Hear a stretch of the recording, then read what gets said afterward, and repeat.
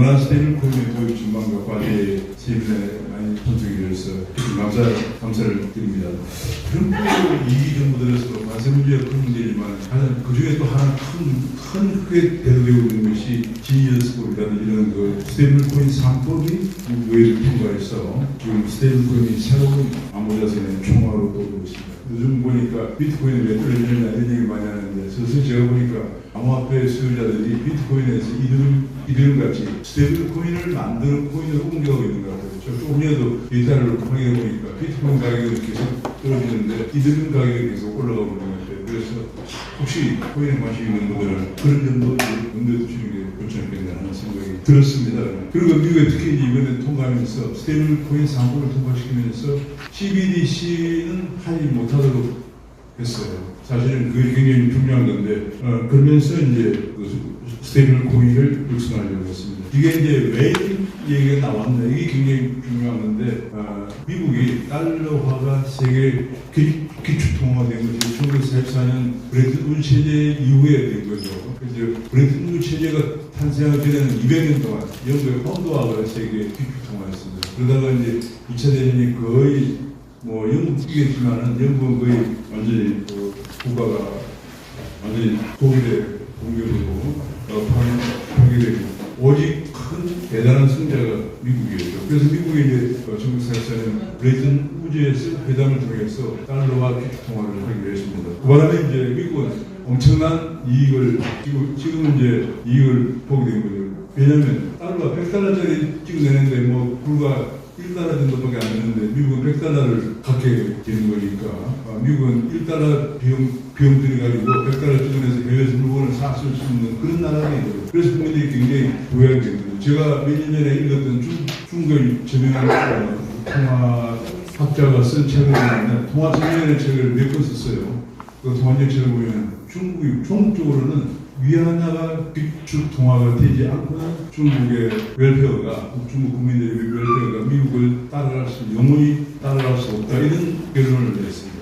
며칠 전에 시진핑이 위안화 기축통화화를 강조하는 바로 그런 점인데 문제는 한 가지 이제 미국이 거의 이제 1944년부터니까 82년 동안 기축통화를 하다 보니까 그게 가장 중요한 것이 글로벌 국제금융시장에 달러화가 통용이 돼야 되는 거거든요. 만약에 통용이 안 되면은 글로벌 경제의 작은 금융경제적으로 큰 문제가 발생하겠죠. 문제는 달러화를 공급하는 그 과정이 미국이 무역수지 적자를 내야 되는 상황입니다. 적자를 내면서 달러화를 공급해야 되는 그런 그러다 보니까 미국이 지금 거의 82년 동안 적자를 내고 작년만 하더라도 6조 달러 가까운 적자를 냈어요. 그러다 보니까 미국은 거의 제조업이 거의 붕괴됐습니다.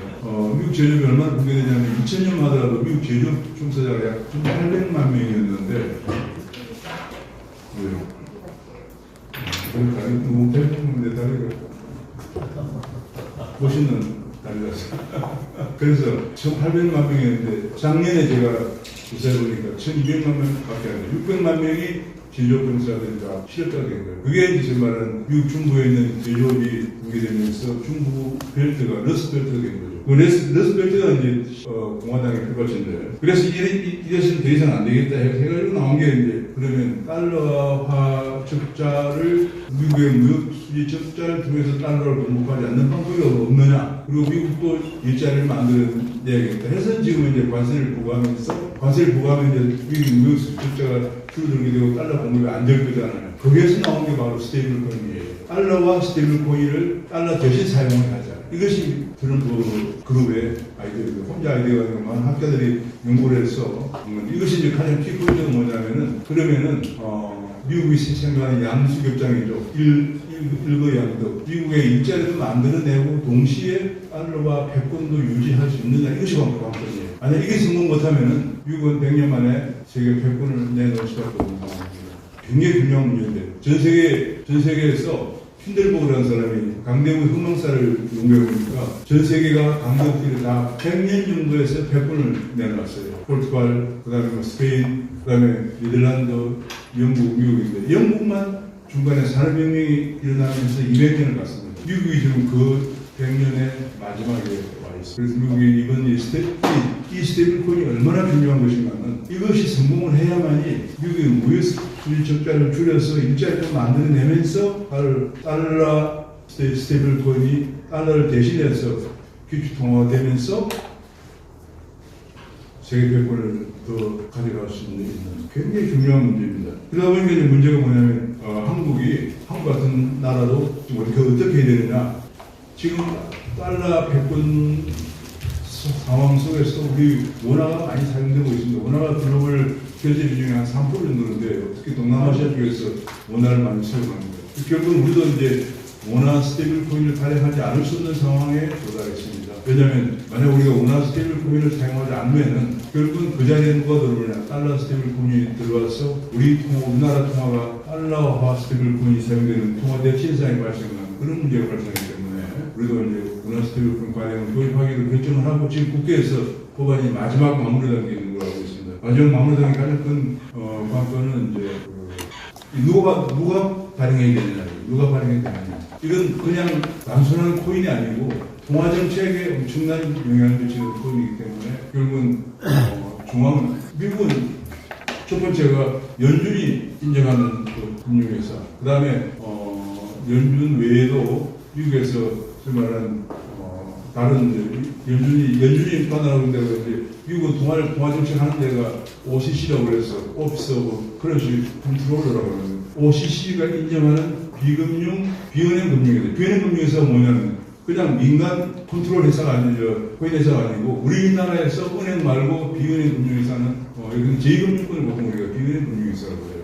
그래서 미국은 지금 현재 이미 시작된 회사가 USDC 같은 게 있지만은 앞으로 점점 이제 미국의 법에 의하면은 이제 연준이 인정하거나 OCC가 인정하는 비은행 금융회사 제2금융권에서 발행하고 이렇게 법으로 적용했습니다. 한 번 더 어떻게 되느냐. 한 번 지금 큰 논쟁의 두 개입니다. 지금까지 이제 근데 코인을 발행해온 IT 전문 회사들. 왜 우리는 어떻게 하느냐. 그런데 이게 그냥 굉장히 큰 건데 왜냐하면 아까도 얘기했지만 이거는 그냥 한국은행이 발행하는 원화의 여기 한국은행이 요새 5만원짜리죠. 5만원짜리 발행하면 돈 얼마 들어있어요. 비용 얼마 안 들거든요. 그 나머지 차익을 주조 차익이라고 합니다. 그 주조 차익을 갖게 되는 거예요. 엄청난 일이기 때문에 지금 제가 보기에는 이 원화 스테이블 코인 발행을 두고 사생결단 핀테크 회사들하고 그 다음에 은행이나 제2금융권 금융회사들 간의 결정이 예상이 됩니다. 그런데 지금 이제 현재까지 나온 논의 동향을 보면 좀 이따 이제 다시 하시겠지만 이거는 통화정책과 환율정책에 금융안정에 큰 영향을 미치기 때문에 일단은 은행이 50% 플러스 환율을 갖는 이런 형식으로 가고 나머지 핀테크 회사들이 거기에 합작으로 참여하는 거 이렇게 되어 있고 또 한 가지 문제는 감독 기관 문제인데요. 미국은 당연히 그냥 연준과 OCC가 감독해요. 연준과 OCC는 이제 통화당국이죠. 근데 한국은 금융위원회라는 게 따로 존재합니다. 미국은 금융위원회라는 게 없어요. 싱가포르도 금융위원회가 없습니다. 싱가포르는 마스 통화청이라고 그러잖아요. 마스 통화청은 마스가 통화정책하고 금융정책하고 영국도 영란은행 안에 통화정책과 금융정책을 담당하는 부총리가 2명이 있습니다. 그런데 한국은 이제 금융위원회라는 것이 따로 존재하기 때문에 지금 금융위원회가 감독권을 가져야 한다 얘기를 하는데 한국은행은 그렇지 않다. 이건 통화정책과 금융안정에 중요한 환율 안정에 중요한 영향을 미치는 거기 때문에 한국은행이 감독해야 한다고 그러는데 우리나라는 약간 정부기관이 힘이 세죠. 그래서 아마 제가 알기로는 그것을 어떻게 가져가느냐는 건데 지금 아마 협의되고 있는 내용을 보면은 한국은행은 이 참여하는 회의기구에서 결정하고 이렇게 나와 있습니다. 그래서 그런 것들이 지금 중요한 정책이고요. 지금 이제 이와 관련된 페이퍼들이 MBR이라든지 심지어는 BIC 등등 굉장히 많이 나오고 있고 그건 뭐냐면 이제 우리가 스테이블 코인이라고 하는 새로운 통화금융 시대에 들어가고 있다는 걸 보여주고 있고요. 그렇습니다. 그래서 오늘 우리가 세미나를 하게 됐고 지금 현재 국회에서 이 법안이 통과될 것으로 알려져 있기 때문에 오늘 세미나가 굉장히 중요하다고 생각합니다. 오늘 제가 이 발제하는 내용들을 이 자료집을 지금 현재 계획상으로 청와대 중요한 담당자들 금융위원회 한국은행 국회 전문의들 대표원에서 또 도움을 주시도록 이 학교의 차원에서 연구한 것을 도움이 되도록 그렇게 생각합니다. 오늘 감사드리고 인사드립니다. 감사합니다.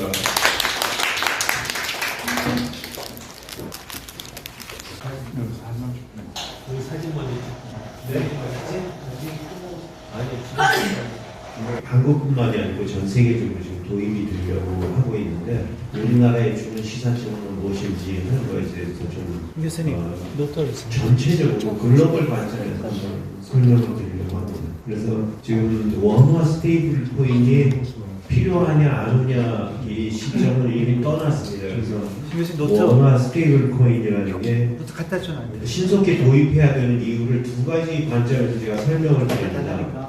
두 가지 관점에서 설명을 드리는데 하나는 법제화 관점에서 설명을 드리고요. 그리고 정책적인 관점에서 설명을 드리고 한쪽은 기술적인 관점에서 설명을 드리려고 합니다. 그래서 기술적으로 이게 왜 필요하고 여러분들이 지금까지 알고 있던 거는 이거 법제화 어떻게 되는 거야 하는 것만 걱정하고 계셨을 텐데 지금 뭐 국회 통과하는 거야 통과하는 거야 뭐 여당이 이거 어떻게 하는 거야 하는 것들에 대해서 아니면 미국에서 이거 어떤 법이 어떻게 통과하고 있는 거야 하는 거를 제가 철학적인 법 규제 철학적인 입장에서 한번 설명을 드릴 텐데 그거보다 더 중요하고 더 시급한 이유는 기술화가 이미 되고 있는데 여러분들 뭐 하고 있습니까? 제가 질문을 드리려고 하는 거예요. 한국에서 여러분들 뭐 하고 있어요, 여러분들? 제가 그 얘기를 하려고 하는 겁니다. 첫 번째로 원화 스테이블 코인을 신속히 도입해야 되는 이유. 첫 번째 이유는 원화 스테이블 코인을 지금 우리가 만들잖아요. 민트를 하잖아요. 민트 해갖고 누가 시작을 한다 그러면 시장 자체가 그 전체 원화 시장 자체가 제가 좀 언사이언티픽하게 비과학적으로 좀 에스티메이션 한 걸로 생각하면 한 500억 정도밖에 안 됩니다. 사이즈가, 시장 사이즈. 그럼에도 불구하고 우리가 원화 스테이블 코인을 당장의 시장이 아니고 미래의 시장을 봐야 되는 이유는 바로 우리가 디지털 GDP를 봐야 되기 때문에 그렇습니다. 그래서 디지털 GDP가 첫 번째로 비기축통화국이기 때문에 우리가 원화 스테이블 코인 해봤자 쓸 사람도 없을 거라고 생각하는 관점이 있을 수는 있습니다.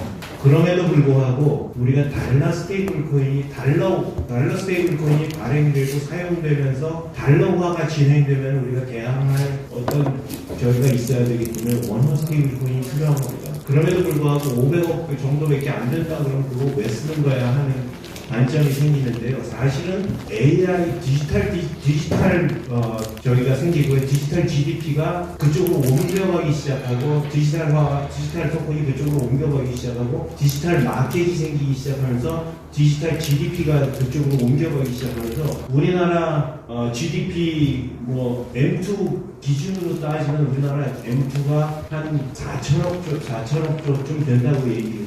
근데 4천억 조쯤 된다고 하면은 그 중에 한 반은 디지털 GDP로 이행하지 않을까 하는 정도 생각하면 이게 굉장히 큰 시장이기 때문에 첫 번째로 그 시장을 우리가 스테이블 코인을 만들지 않아서 달러리제이션을 당할 수 없다는 입장에서 빨리 도입이 돼야 된다는 점. 그게 첫 번째고 두 번째는 그것 때문에 리얼 월드 에셋 RWA라고 생각하는 것들이 디지털 에셋으로 넘어가기 시작할 거기 때문에요. 그래서 법제화가 그런 제도적인 법제화가 필요하고 세 번째는 AI 에이전틱 에코노미가 우리가 생기기 때문에 그게 굉장히 중요한 문제가 되는데 그게 실제로 여러분들이 꼭 기억을 하셔야 되는 거는 기술적으로 X402라는 프로토콜이 이미 버전 2가 나와 있습니다. 코인베이스가 중심이 돼서 X402라는 프로토콜이 이미 버전 2를 발표가 되어 있습니다. 기술적으로. 그게 무슨 뜻이냐? 이미 개발은 다 하고 있다는 거예요. 전 세계에서 여러분들만 빼고요. 이게 정말 중요한 얘기입니다. 우리가 국회에서 이거 통과되기만 기다려야 돼. 하는 얘기할 때 우리 기술 표준 따라가야 되는 게 그만큼 중요한 거고 기술 표준이 만들어진다 그러면 전 세계에 퍼진다는 얘기. 그래서 우리가 시작해야 되는 이유가 가장 큰 이유고요. 또 하나는 우리는 그나마 다른 나라들에 비해서 굉장히 괜찮은 나라 중에 하나는 또 상황이 좋은 나라 중에 하나인 이유는 우리가 갖고 있는 한류라는 게 있기 때문에 한류 경제를 우리가 만들어낼 수 있다고 생각하면 우리가 생각하는 그 원화 WSC 원화 스테이블 코인으로 표시되는 그런 경제는 우리가 생각하는 뭐 2천조 우리가 GDP 우리 M2 기준으로 GDP가 2천조 이상 넘어가는 그런 머리가 나타나지 않을까 이렇게 조심스럽게 생각할 수 있는 그런 관점은 있을 수 있다. 우리가 그걸 한류 경제를 만들어낼 수 있다. 그러면 이쪽이 가장 좋다는 거죠. 그럼에도 불구하고 우리가 여태까지 지금 그냥 앉아가지고 법제화를 어떻게 할 거냐 하는 고민을 하지 않고 정말 제대로 된 법제화를 하지 않으면은, 그리고 그거에 맞는 기술축을 우리가 따라가지 않으면은 우리는 아무것도 못하는 그런 경제 식민지가 될 확률이 또 굉장히 크다는 점을 기억을 해야 된다는 점입니다. 스테이블 코인 법제화가 이미 전 세계적으로 진행되고 있고요. 유럽에서는 여러분들 잘 알다시피 마이카라든지, 일본에서는 페이먼트 서비스 액트, 그 다음에 유나이티드 스테이츠에는, 미국에서는 지니어스 액트하고 클래리티 액트가 지금 진행이 되고 있습니다. 나중에 이 클래리티 액트가 왜 진통을 겪고 있는지 보면은 우리가 법제화는 어떻게 해야 되는지 하는 것에 대한 관점이 좀 생기기 시작할 겁니다. 다시 말씀드리면 그럼에도 불구하고 기술적으로 이미 나오기 시작했어요, 이것들이. 왜 기술적으로 나오기 시작하면 정말 중요한 거는, 여러분들 요즘은 거의 매일 AI를 쓰지 않습니까? 여러분들 AI 매일 안 쓰시면 여러분들은 뒤떨어지신 분입니다. 그죠? 여러분들 매일 AI 쓰고 있는데, AI 이코노미가 생기려고 그러면 어디로 가야 되냐? X42, 402를 만들어서 거기에 기술적인 저기를 만들어서 진행을 해야 됩니다. 그런데 우리는 법제화가 안 되고 돌아갈 돈이 없어. 이런 우리는 경제신문가 되고 식민지가 될 수밖에 없다고 말씀드립니다. 마이카법하고 지니어스법하고 클래리티법 세 개를 비교를 해놨습니다. 여러분들이 가서 보시면 자세하게 알 수 있을 텐데요. 마이카법의 특징은 어떤 거냐면, 유럽 국가들이 공통적으로 사용할 수 있게 전체를 묶어놨습니다. 그래서 마이카법은 굉장히 포괄적이고 굉장히 많은 내용이 들어가 있습니다. 그거에 비해서 미국은 조금 다르게 진행을 한 게, 미국은 지니어스 액트를 먼저 통과를 시켰어요. 가장 간단한 형태의 그 법안을 먼저 통과를 시켰고요. 스테이블 코인을 발행할 수 있게 만들어놨어요. 그 다음에 불분명한 거 뒤로 다 빼갖고 클래리티 액트라는 걸 만들어서 저기를 했습니다. 이게 우리나라한테 주는 시사점이 되게 좋습니다. 왜냐하면 지금 우리나라 국회에서 한 방에 통과시키려고 하는 것, 우리가 굉장히 많다고 생각을 해요. 왜 한 방에 통과시켜야 되지? 미국식으로 쉬운 거 먼저 통과시키고 어려운 건 뒤로 조금 빼서 고민하고 통과시켜도 돼요. 미국이 지금 보시면 지니어스 액트의 특징이 스테이블 코인 발행해. 그 대신 스테이블 코인 발행하는데 발행자는 이자를 못 주게 돼 있어. 거기까지만 해놓은 거예요. 발행자들은 또 이자를 주면 안 돼. 왜냐하면 한국은행이 이자 주는 거하고 똑같아지잖아요. 지금 이게 지니어스가 스테이블 코인 라이선스를 받는다는 거는 발권력을 갖는다는 거죠. 발권력을 갖는 사람들이 갑자기 이자를 주기 시작하면은 무리가 된다는 거죠. 그래서 그걸 빼버렸습니다. 그리고 그거를 어디서 해결을 하려고 생각을 했냐면 클래리티법에서 해결을 하려고 했어요. 그래서 클래리티법에서 어떤 식으로 어떤 디지털 자산이 어느 기관에 저축이 돼야 되는지, 어느 법에 저축이 돼야 되는지 그걸 규정을 하기 시작한 거예요. 그래서 클래리티법이 요즘 진통을 많이 겪고 있습니다. 정말로 이자 안 주면은, 이자 주지 않게 하면은 그때부터는 가상자산 사업자, 우리 디지털 자산 사업자들은 갈 길이 없어지는 거예요. 그럼에도 그 지니어스 액트는 어떻게 만들었냐면, 발행하고 준비금 제대로 만들면은 그게 진행될 수 있게, 그냥 발행할 수 있게 만들어줘. 그것만 증명을 할 수 있다 그러면 거기까지입니다. 그런데 1대1로 준비 증거금만 준비되면 할 수 있게 하자. 제3자 이자는 어떻게 할 거야? 그 다음에 돌아가면 이제 제3자 이자는 어떻게 할 거야? 하는 게 문제가 되죠. 발행자는 이자를 못 주는데 그게 굉장히 큰 산업이라는 걸 이해하시겠죠. 돈을 갖다가 발행자는 이자를 못 주는데 내가 거래소야. 그럼 거래소는 이자를 줄 수가 있다. 그러면 모든 사람들이 다 거래소 하고 싶어 하죠. 그죠? 이자 줄 수 있으니까. 그럼 이 발행자가 안 되고 거래소에서 아니면 제3자가 이자를 줄 수 있다. 그러면 제3자 산업이 굉장히 활성화는 되겠죠. 그런다 그러면은 거기에 따른 저기는 뭐가 저희가 네거티브 이펙트는 뭐야, 부정적인 이펙트는 뭐야, 이런 것들을 많이 생각을 해봐야 되겠죠. 그게 클래리티법에서 지금 논쟁이 되고 쟁점이 되고 있는 거예요. 그거를 조금 더 설명을 드리겠습니다. 상원에서 지금 클래리티법은 하원 통과하고 나서는 이게 다 그냥 통과되면은 이건 우리 가상자산 사업자나 디지털 자산 사업자한테 굉장히 좋을 거다라고 생각을 했는데 그렇게까지 되지는 않았습니다. 이번에 하원 통과하고 나서 하원은 작년 7월에 통과됐고요. 상원에서 추가한 것들이 자금 세탁 방지법이라든지 아니면은 그 디파이에 대한 레귤레이션이라든지 디파이라는 게 탈중앙화 금융입니다. 탈중앙화에 대한 저기라든지 레귤레이션이라든지 아니면 그런 이자 주는 거, 스테이블 코인에 이자 주는 거 이런 것들에 대해서 굉장히 자세하게 촘촘히 채워 넣었습니다. 결과적으로 이게 이렇게 촘촘히 채워 넣으니까 관할이 정리가 되는 거예요. 이게 누구 관할이 이게 누구 관할이지 SEC 관할이야, CFT 관할이야, 그 이외에 다른 여러 가지 산업들이 기관들이 관할이 바뀌면서 그 관할들을 하게 만들어주게 그렇게 촘촘하게 만들어준 거예요. 특히 디파이 같은 경우는 탈중앙화 돼 있으니까 탈중앙화 된 상태에서 그 탈중앙화에 책임자가 없는데 그러면 레귤레이션은 어떻게 하는 거야? 이런 것들이 쟁점이 되지 않습니까? 탈중앙화되는 것들은. 그래서 클래리티법에서는 이제 이자 수익률은 어떻게 줄 거야? 제3자, 가행자가 아닌 제3자가 리워드 주는 건 어떻게 괜찮은 거야? 이런 거에 대한 것들이 상원에서 만든 대체안이라 하면 하원에서 통과된 원안을 대체하는 게 상원 대체안입니다.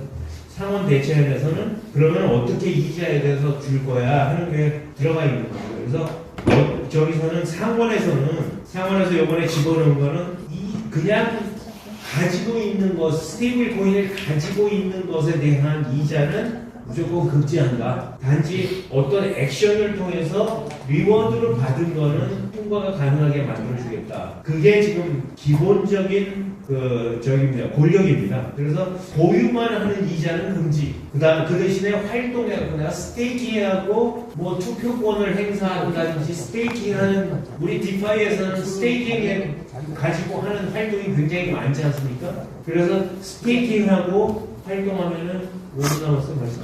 5분 남았어. 빨리 끝내겠습니다. 그래서 그게 쟁점의 본질인데 스테이크 힘들어 죽겠네. 5분 남았대.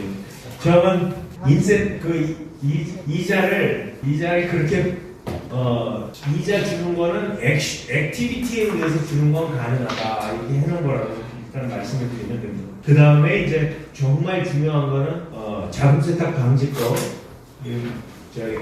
엔타이 머니 런더링이라든지 뱅크 시큐리티 액트라든지 이런 거에 대한 디지털 상품 중개업에 대한 중개업 하는 사람들에 대해서 적용을 명확하게 만들어놨습니다. 그래서 이게 정책적으로는 불법금융 그만둬 이거 얘기하는 게 그래서 만들어지기 시작한 더 중요한 건 아마 제일 중요한 것 중에 쟁점 중에 하나는 디파이에 대한 규제가 기재가 되었어요. 디파이에 대한 규제 중에서 제일 중요한 거는 디파이라고 하면서 탈중앙화되지 않고 탈중앙화 색깔만 내는 그런 디파이 서비스는 일단 저기를 하는 걸로 법 적용을 받는 걸로 그래갖고 언제든지 여기서 이 디파이처럼 생겼지만 디파이 아닌 것들은 이게 디파이처럼 생겼으면 디파이 아닌 것들 이게 비탈중앙화 디파이라는 겁니다. 여기서 이런 단어를 썼습니다. 비탈중앙화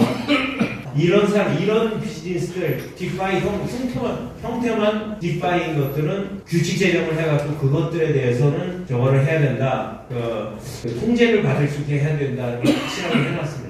그러면서 자기네들이 그런 것들 디파이들이 어떤 식으로 자기들을 가이드할 수 있는지 셀프 가이드가 가능한 것들을 만들어 놓습니다. 우리가 카스터머 원칙적으로 우리 보호해줄게 이런 게 아니고 실제로 디파이들이 자기들을 셀프 가이던스 할 수 있게 만들어 놓은 그런 법 규제가 들어갔다는 거예요. 저는 이번에 미국의 클래리티 법 이렇게 서로 논란이 왔다 갔다 하면서 서로 논쟁을 벌이고 그러면서 이것들이 굉장히 건강한 법으로 만들어지고 있다는 걸 제가 요즘 보고 있습니다. 그래서 왜냐하면 우리처럼 밀실에서 만들어지지 않고요. 한번 나왔거든요. 저건 뭘 밀실에서 만들어지지 않고 이렇게 저기가 되니까 토론이 되면서 충돌이 되면서 어느 정도 어디까지 우리가 얘기를 할 수 있고 어디까지 왜 규제를 만들어낼 수 있는지 만들어내니까 너무 건강한 법이 되는 거예요. 그래서 여기서 또 하나 정말 중요한 법 중에 하나는 Official Stablecoin Report라는 미국 의존 해외 스테이블코인을 별도 트랙에서 관리한다는 거예요. 그래서 이건 무슨 뜻이냐면 원화 스테이블코인이라고 하더라도 기초자산을 달러에다가 기초자산을 가지고 있어. 아니면 이 부채가 달러 자산을 갖고 있어. 그러면은 미국 정부에서 너 레포트 내놔 이럴 수 있는 권한을 여기다 찍어 넣었다는 거예요. 이거 우리들한테 굉장히 좋은 그 시사점을 주는 게 우리 원화 스테이블 코인도 우리가 항상 우리가 안 만들면 홍콩 사람들이 이미 우리 원화 스테이블 코인 만들었지 않습니까? 원화 스테이블 코인 만든 거 우리가 레귤레이트 할 수 있는 방법이 여기서 시사점으로 생겼다는 거예요. 우리도 그거 할 수 있어. 그렇게 만들어진다는 거죠. 그런데 저는 한국의 법제화에 대해서는 제가 한마디 해야 되겠습니다. 이 토큰 증권법, 이따위 법을 통과시키면서 국회라는 게 있어도 되냐? 하는 건 정말 다시 한번 생각해 봐야 돼요. 왜 토큰 증권법이 기술에 대해서 이 사람들의 문제는 법 규제, 우리가 이거 너무 위험하니까 프라이빗 체인에다만 써. 뭘 쓰는지도 몰라. 이딴 식으로 만들면은 증권회사만 하게 만들었잖아요. 증권회사만 하게 만들면 아무것도 아닌 법이 된다는 거예요. 전 세계에서 돌아가는 그 법에 대해서 그 법들과 한 라인이 돼갖고 쭉 이게 전 글로벌 규제하고 컨시스턴트 해줘야지. 우리는 숨어서 골방에서 토큰 증권법이라고 만들어 놓고 국회 통과시켜 놓고 그다음 올라 그러고선 파티하고 있어. 302조래, 362조래요, 그게. 시장이. 생각해보세요. 그게 무슨 362조가 되겠어요? 말도 안 되는 법 통과시켜놓고, 그따위로 통과시키면 안 됩니다, 정말. 이따위 법. 이런 법을. 그러니까, 토큰증권법. 근데 이번에 디지털 자산법은 이런저런 곧 진통을 겪고 있다는 게 어떤 면에서는 저는 나름 긍정적으로 생각하고 있습니다. 이런 사람이 국회에서 지금 여러 가지 왈가왈부가 되고 있는 중인데 제일 이분들이 잘못 생각한 거는 제일 좋은 거는 50억 가지고 한다는 게 되게 좋아요. 50억이면은 들어올 사람들 다 들어올 수 있게 만들어주자는 원칙은 잡힌 것 같은데 제일 어려운 건 아까처럼 미국처럼 그냥 쉬운 거 스테이블 코인법 하나 만들고 지니어스법 통과시키고 그 다음에 어려운 거 뒤로 물러가지고 그래갖고 어려운 것들은 천천히 촘촘하게 규제를 만들어 나가는 그런 클래리티가 미국처럼 이분법으로 가는 게 굉장히 좋아 보이는데 지금 메뉴에 보시면 법안을 디지털 자산 기본법 이래가지고 가상자산 2단계법하고 한꺼번에 뭉쳐갖고 통과시키려고 하는 저기를 하고 있어요. 토론을 하고 있어요. 저는 이거 굉장히 걱정이 됩니다. 왜냐하면 또 다른 토큰 증권법이 돼갖고 이거 위험해, 이거 빼, 저거 빼. 그러다가 나중에 보면은 이런 것들을 하려고 그러면 증권하는 사람들만 해야 돼. 이런 식의 결론이 나지 않으리라는 보장이 없는 거죠. 그런데 그렇지 않아도 한국은행이 51%, 한국은행이 주장하는 게 은행이 무조건 51% 들어간 컨소시엄을 만들어주자 이런 아이디어를 갖는 거는 저는 이게 스테이블코인 관행이 어렵고 굉장히 위험하다는 건 알겠는데 이렇게 만들면 안 된다는 거예요. 이게 가만히 생각해보면 기술 기업들이 어디에선가 해야 되고 기술 기업들이 새로운 아이디어 갖고 들어올 수 있게 만들어주는 그런 여지를 줘야 되는 건데 은행이 들어와 그럼 은행처럼 만들어 달라는 거잖아요. 은행 규제를 따라가자는 거잖아요. 이렇게 하면 안 됩니다. 기술은 제가 말씀드린 기술은 완전히 금융하고 다 벗어나가고 기술에 대한 기술 중립성을 확보하게 할 수 있어야 됩니다. 그래갖고 한국에서 지금 하고 있는 건 디지털 자산업이라고 쭉 나오는데요.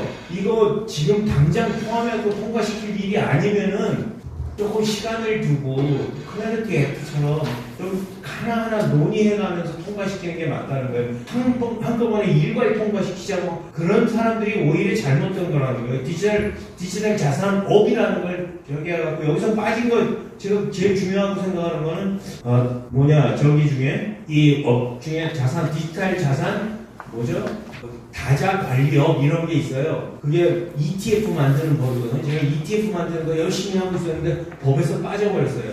이런 기분 나쁜 일이 있으면 안 되죠. 저는 끝나라고 얘기하시니까 저 끝나겠습니다. 저는 AI 에이전트를 위해서 기술 표준이 이미 만들어져 있고 기술 표준 따라가기 다들 전 세계가 따라가고 있어요. 여러분들만 빼고 우리나라만 빼고요, 여러분들. 그런데 우리는 그런 거 없이 우리는 그냥 글로벌 규제 정합성 없이 제가 규제 정합성을 만들어야 돼. 기술 정합성, 규제 정합성 이런 걸 만들어야 된다고 말씀드리는 거예요. 규제 정합성 없이 토큰 증권법 만들듯이 하면 안 된다 이 얘기를 하는 거예요. 기술 지급 결제나 이런 지급 결제 기술들을 과도하게 금융업으로 보면 안 된다. 그 리스크도 있고 그런 건 알겠지만 기술을 잠궈버리면 우리가 경쟁력이 와야 된다는 거예요. 경쟁력. 아시죠? 그래서 우리가 글로벌 해법은 이미 나와 있어요. 마이카법이나 그 스테이블 코인 지니어스 액트나 아니면 이렇게 액트에서 이미 알고 있는 게 층위별 분리해갖고 규제를 하자는 게 이 사람들의 글로벌한 그 레귤레이션의 방향이고요. 우리도 그걸 따라가자고 얘기를 하는 거예요. 마지막으로 지금은 우리가 스테이블 코인을 얘기할 때 비전을 향한 혁신을 얘기해야 되고요. 여러분들이 자꾸 우리가 은행이 법이 있으니까 그거 슬쩍 고쳐갖고 아니면 증권 분야에 법이 있으니까 그거 슬쩍 고쳐갖고 시작하자고 그걸 진화시켜서 하자 하는 그런 정의는 빼고 실제로 우리가 해야 되는 건 이노베이션이라 이렇게 거기까지 하겠습니다. 감사합니다.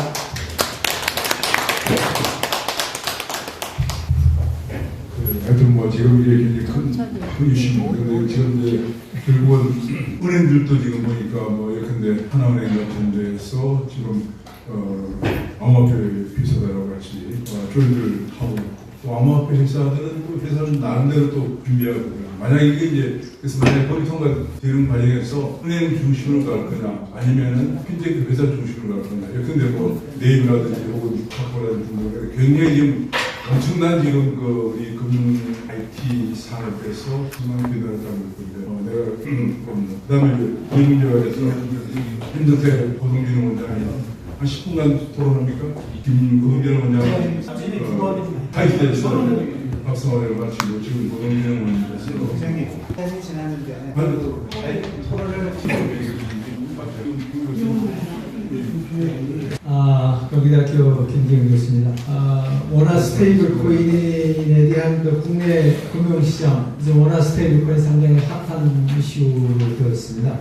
앞에서 발표했던 전반부 부분은 지난번 국회에서 발표했던 부분을 일부를 사용하고 나머지 후반부는 원화 스테이블 코인이 도입이 되었을 때에 우리나라 금융시장의 미래 지도가 어떤 방향으로 변화될 것입니다. 우리가 12년 전에 오정근 회장님이 인터넷 뱅킹에 대한 법안 통과를 국회 김정석 의원하고 하면서 그 당시는 다 적자였기 때문에 상당히 성장성이 늘까 했는데 이거 예상외로 빠른 속도로 인터넷 뱅킹이 지금 기존의 전통 금융을 상당히 능가하는 속도로 발전되고 있기 때문에 지금 앞으로 10년 후에 그 전망을 어떻게 진화될 것인가 하는 부분을 제가 후반부에 말씀을 드리고자 하는 것이 지금 인터넷 뱅킹 아주 스테이블코인에 대한 은행 중심이냐 핀테크 중심이냐 많이 논란이 되고 어떤 이 같은 과정을 거쳐가지고 10년 후에 어떤 과정이 될 것이다 보면은 앞으로 스테이블코인이 아니 금융 시스템을 상당히 변화시켜서 지돈 금융권에도 상대한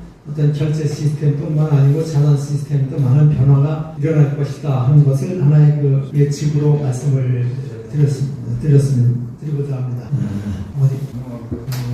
이거는 지금 현재 국회에서 논란이 되고 있는 디지털 기본법에 관련된 기본적인 내용입니다. 이건 다음 후반부에서 설명을 드릴 거기 때문에 이것이 가장 논란이 되고 있다는 것만 우선 장표로 말씀을 드리고 지금 원화 스테이블 코인을 왜 도입해야 되느냐 하는 것은 앞에서 설명을 드렸기 때문에 길게 설명을 안 드리겠습니다. 원화스테이블 코인이 우리나라에 특히 이제 K-팝 콘텐츠라든가 이게 현재 현실적으로 지금 청계천이라는 데서 많이 원화스테이블 코인 가지고 실제 그 작은 거래를 지금 하고 있고, 어제 이제 여의도에서 그 수호의 세미나 같은 수호에서는 이제 외국인 상대로 원화스테이블 코인을 이제 발행을 해서 이제 시도를 하고 있더라고요. 그래서 이제 앞으로 원화스테이블 코인이 발행에 대한 그 배경은 이제 다시다시피 이제 지금 해외 송금할 때 스위프트 결제망을 통해서 상당히 많은 수수료하고 비용이 많이 들어가는데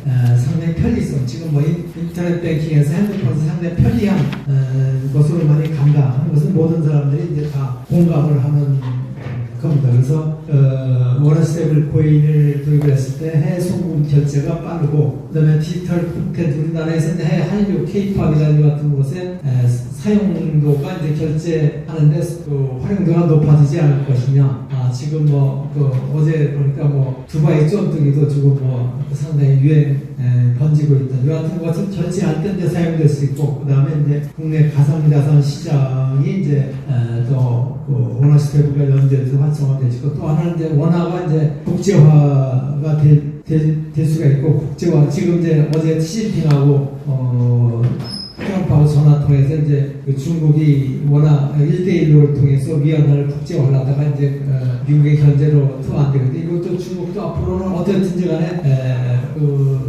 미국식으로 돈을 뿌려가지고 위안화를 국제화하려는데, 거기에 우리나라 원화도 어떻게 국제화할 수 있는 방법이 없었지 않을까 하는 것이고, 또 원화스테이블 코인이 지금 실질적으로 많이 결제가 많이 지금 최근에 이루어지고 있다 하는 것은 이제 장표로 보여드립니다. 이 필요성은 많은 동안 설명을 했기 때문에 원화스테이블 코인이 성공하기 위해서는 4가지 조건이 필요한데, 하나는 시장에서 수용성, 시장에서 무슨 사용하는 사람이 있어야 원화스테이블 코인이 그 법이 통과되기도 하더라도 이제 성공할 수 있다는 것이고, 그 다음에 이제 중요한 것이 금융에서 담보와 신뢰. 그래서 법적 준비금으로서, 그래서 이제 좀 국회에서 이 신뢰를 담보하기 위해서 은행 중심으로 52%를 해야 된다고 한국은에서 많이 주장하는 것이, 담보와 신뢰를 어떻게 이제 확보할 수 있는 방안이 뭐냐, 그래 은행 중심으로 가자 하는 것이 중심이고, 반대로 이제 인프라 구축을, 그것을 활용되기 위해서는 인프라 구축을 하는데 플랫폼 구축이 되어 있는데, 핀테크 업체들은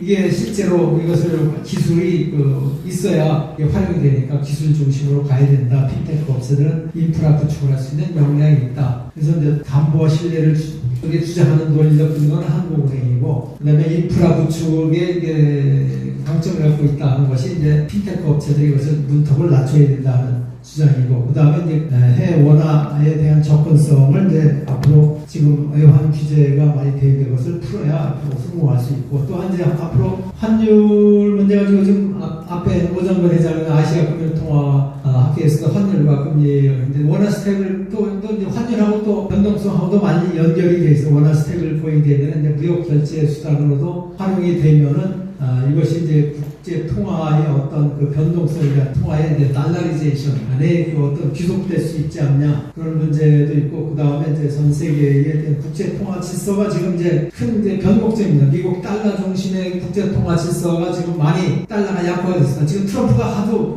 말하자면 망나니 짓을 하니까 유럽에서 지금 믿지 못하겠다 그래가지고 유럽의 중앙은행에 있는 그 금을 갖다가 다 해수라고 하니까, 그래서 금값이 많이 올라간 거거든요. 그래서 금값이 올라가니까 거기에 따라서 지금 이제 국제 통화 질서가 달러화가 지금 약화가 되고, 이제 그래서 지금 여기에 이제 유로화 내지는 그다음에 위안화가 이제 다시 또 국제 통화의 이제 질서로 이제 역할이 이제 거의 그 약화된 거를 많이 하려고 이제 미국이 이제 국채를 사게 하는 이제 테더라는 서클을 통해서 그걸 자금수를 하려고 하는 큰 흐름들은 이제 그 같은 그룹입니다. 이것이 이제 미국의 달러, 그래서 달러화에 대한 기축통화의 달러화에 강세하고 달러화의 가치 통화하고도 원화스테이블하고 또 국제 통화 질서하고도 다 같이 연결이 됩니다. 그런데 지난 작년 12월에 미국의 IIF 부사장이 이제 와서 발표한 건데, 그 사람이 이제 미국 전 정부의 이제 금융 차관이었던 사람이 이제 달러의 가치 변동하고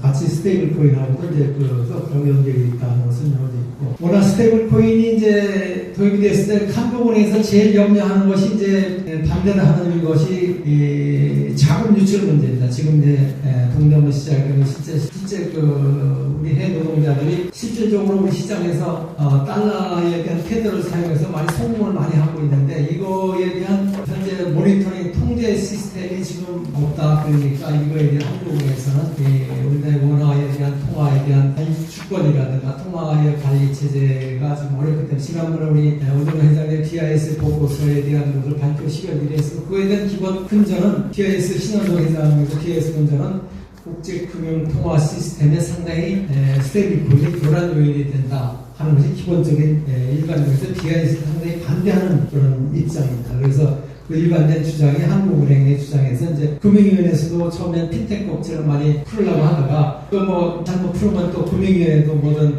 비난의 화살이 오기 때문에 그래서 이번 지난번 관련해서 제가 말씀드리고 하는 건 이제 두 번째 내용입니다. 원화 스테이블 코인이 국제금융시장에 앞으로 10번 동안 이거를 어떠한 영향이 해줄 것이냐. 원화 스테이블 코인이 이제 국내 금융시장하고 가상자산 글로벌 시스템하고 연결이 되어 있고, 앞으로 5년 후 10년 후에 어떠한 그 미래 금융시장, 국제금융시장이 변화될 것이고, 이거에 대한 우리 금융시장도 어떻게 변화되고, 현재 논의되고 있는 이와 같은 그거는 현재 은행권 중심으로 50 플러스 1%에서 은행 중심의 거버넌스로 갈 것이냐, 또 발행을 50억을 해서 문턱을 좀 높일 것이냐. 지금 이 국회 민주당에서 많이 논란이 되어 있는 한국은행에서는 문턱을 높이자는 것이고, 핀테크 업체에서는 지금 문턱을 낮추자. 이거 은행 중심이 아니고 핀테크 중심으로 가자. 그래서 두 양측에서 많이 이제, 그래서 민주당 쪽에서는 이제 핀테크 업체들하고 그동안 많이 이제 세미나도 하고 이쪽 주장을 받아들여서 하고 있는데, 이제 아마 중간 적정을 어떻든 상반기 중에 논의가 결론이 나겠죠. 그래서 발행 구조를 어떻게 할 것이냐, 그 다음에 이제 50억 구조로 어떻게 할 것이냐, 그 다음에 이제 나머지 이제 협의체를 어떻게 할까. 크게는 뭐 세 가지로 이 쟁점이 지금 현재 국회 민주당하고 정리해서 논의가 되고 있습니다. 그래서 원화 스테이블 코인의 이제 크게 장점은 디지털 산업을 육성 발전시킬 수 있다고 하는 장점이 있고, 그 다음에 통화 주권에 대한 달러에 대한 테더 서클의 90% 이상을 차지하는 이거에 대한 대응하기 위해서 원화 스테이블이 필요하다 하는 필요고, 그 다음에 소금 결제 수단이 활용할 수 있고, 그 다음에 우려에 있어서는 이제 앞으로 그 통화 정책의 상당 위험 요인이 되어 있고, 현재 원화에 대한 국제화에 대한 수요가 부족하기 때문에 활용성이 있지 않느냐. 그 다음에 발달된 지급 결제 수단이 아직은 준비되어 있지 않다 하는 것 같은 것입니다. 그래서 이 원화 스테이블 코인이 성공하기 위해서는 원화에 대한 국제화가 많이 이루어져야 되는데, 원화 국제화를 위해서 현재 우리나라 많은 원화가 스테이블 코인 법이 통과돼도 사용할 수가 없습니다. 원외환 관규제법 때문에 소금 국제무역에 사용할 수 있습니다. 그래서 외환거래 규제법을 같이 풀어야 되고, 그 다음에 크로스도 해외 송금을 하고 해외 고객 유치를 하는데 원화 스테이블 접근성을 높이고, 그 다음에 이제 결제 시스템에 대한 김치 프레임을 해소할 수 있고, 통화 정책에 대한 어떤 우려, 그 다음에 한국은행에서 얘기하는 통화 관리의 위험 요인이라든가 이와 같은 리스크 요인을 다 준비금에 대한 리스크 요인을 다 제거를 해야 원화 국제화에 대한 요인이 될 수 있다. 이볼 수가 있겠습니다. 그러면 원화 스테이블 코인 10년이 어떻게 될 것이냐. 하나의 금융의 시스템이 하나의 변곡점이 될 수가 있고, 그 다음에 이제 스테이블 코인 시장과 원화 스테이블 코인이 디지털 자산과 전통 금융과 같이 앞으로는 같이 융합되는 시스템을 할 것입니다. 그래서 가상자산 시장이 폭발적으로 증가하면서 새로운 하나의 파라다임이 변화될 것이다 이렇게 예측됐을 때, 과거에 이제 테라 사태에 대한 그런 아픈 경험이 있기 때문에 그거를 경험 삼아서 앞으로 점차적으로 이제 가상자산 시장하고 전통 제도 금융하고 가상자산 시장이 현재 전차 제도권으로 지금 도입해서 지금 이제 하나은행이나 이런 데서 이제 가상자산 시장을 이제 융합 발전시키려고 지금 노력을 하고 있습니다. 그래서 이렇기 때문에 따라서 지금 은행하고 핀테크 업체가 은행 중심으로 은행 독자적으로는 현재 전통 시스템이기 때문에 할 수가 없습니다. 지금 이제 최근에 은행권에서도 몇 차례 저희도 미팅을 해봤습니다. 은행에서는 각자 규제 중심으로 할 때 혁신할 수 있는 이런 맨파워나 인력이 부족하기 때문에 은행 중심으로 거버넌스를 만들어도 이 미국의 이 시장을 혁신 시장을 따라갈 수가 없기 때문에 핀테크 업체가 같이 따라가줘야 됩니다. 그래서 앞으로 은행은 준비금 관리와 규제 준수의 중심으로 가고 핀테크 업체들은 이런 혁신의 기술 혁신 중심으로 하고 또 거기에 플랫폼과 거래소가 같이 들어가줘야 됩니다. 그래서 세 협의체가 공통으로 협의체를 구성을 해서 발전을 시켜야 우리나라가 태도하고 문화하고 경쟁을 될 수가 있을 겁니다. 그래서 앞으로 전통 금융과 앞으로 디지털 금융이 연결하는 금융 혁신 시스템으로 가는 하나의 이제 시작점이 출발점이 되고 있는데 이것이 이제 어떤 방향으로 올지를 보면은 이제 그게 은행권과 현재 대형 빅테크하고 핀테크들이 서로 융합해서 경쟁을 하면서 서로 신사업을 짜고 합정연행하는 시스템으로 가게 되지 않을까 이렇게 생각이 됩니다. 그래서 1차적으로 지금 이제 한 것이 이제 선제적으로 두나무하고 업비트가 지금 연례를 해서 이제 해도하고 미를 파고 산업우선 플랫폼 시장 중심으로 빅테크 중심으로 가기 위해서 판우선 짜고 있고 그 다음에 두 번째로 이제 금융권 하나은행이 선제적으로 하나은행이라든가 대은행 중심으로 하고 있고 그 다음에 이제 여기 빗썸이라든가 거래소 중심 또 최근에 해시드 같은 중심으로 가는데 아무래도 중장기적으로 봤을 때는 플랫폼을 갖고 있는 강점이 아무래도 두나무라든가 이러한 빅테크 네이버 같은 것이기 때문에 아무래도 이것은 하나의 은행 시스템이라고 하는 핀테크 플랫폼의 경쟁이기 때문에 은행 중심으로 가도 이게 빅테크의 중심으로 가는 것을 경쟁을 이겨내지 못하리라 생각이 됩니다. 그래서 하나은행이 이제 선제적으로 지금 이제 온라인에서 구축을 하고 있는데 그러면 앞으로 금융 시스템은 앞으로 이제 점차적으로 돈이 이제 스스로 움직이는 돈이 하나의 플랫폼을 하는 그 시스템으로 진화 발전이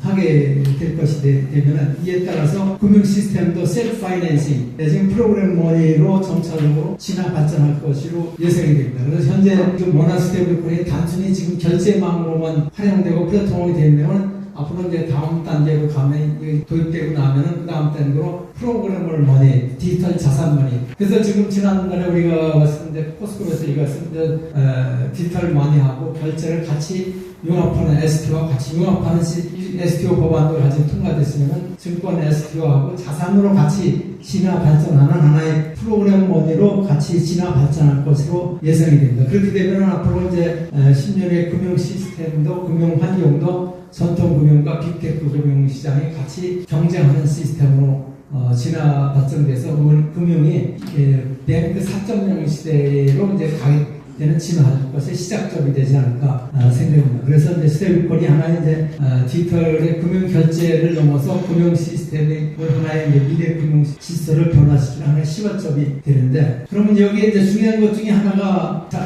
어떻게 이제 관리를 할 것이냐 통화주권을 지키고 소비자의 보호와 안정성을 확보를 하기 위해서는 금융 시스템과 동일한 규제, 동일 원칙을 적용을 해야 되지 않냐. 그래서 이제 금융위원회에서도 이제 하나의 이제 가신된 것이 거래소에 대한 이것이 이제 우리나라 1000만 명이 많이 사용하는데 이것이 거래소가 소수의 지분에 의해서 움직이게 되니까 이것도 금융권의 규제를 받아야 된다. 그래서 이제 소유 지분 규제 구조를 이제 내놓게 된 그 배경이 되는 겁니다. 그래서 앞으로 금융시장이 미치는 앞으로의 영향은 가상시장과 금융시스템과 제도권을 같이 연결이 되고 핀테크 업체가 급속히 이제 성장 발전하게 되고 금융사하고 빅테크 업체가 같이 경쟁하는 시스템으로 금융시스템이 이제 프로그램 머니로 진화 발전하면서 새로운 금융시스템의 이제 소망이 될 것이다 이렇게 예측을 해서 제 발표를 마치겠습니다. 네, 감사합니다.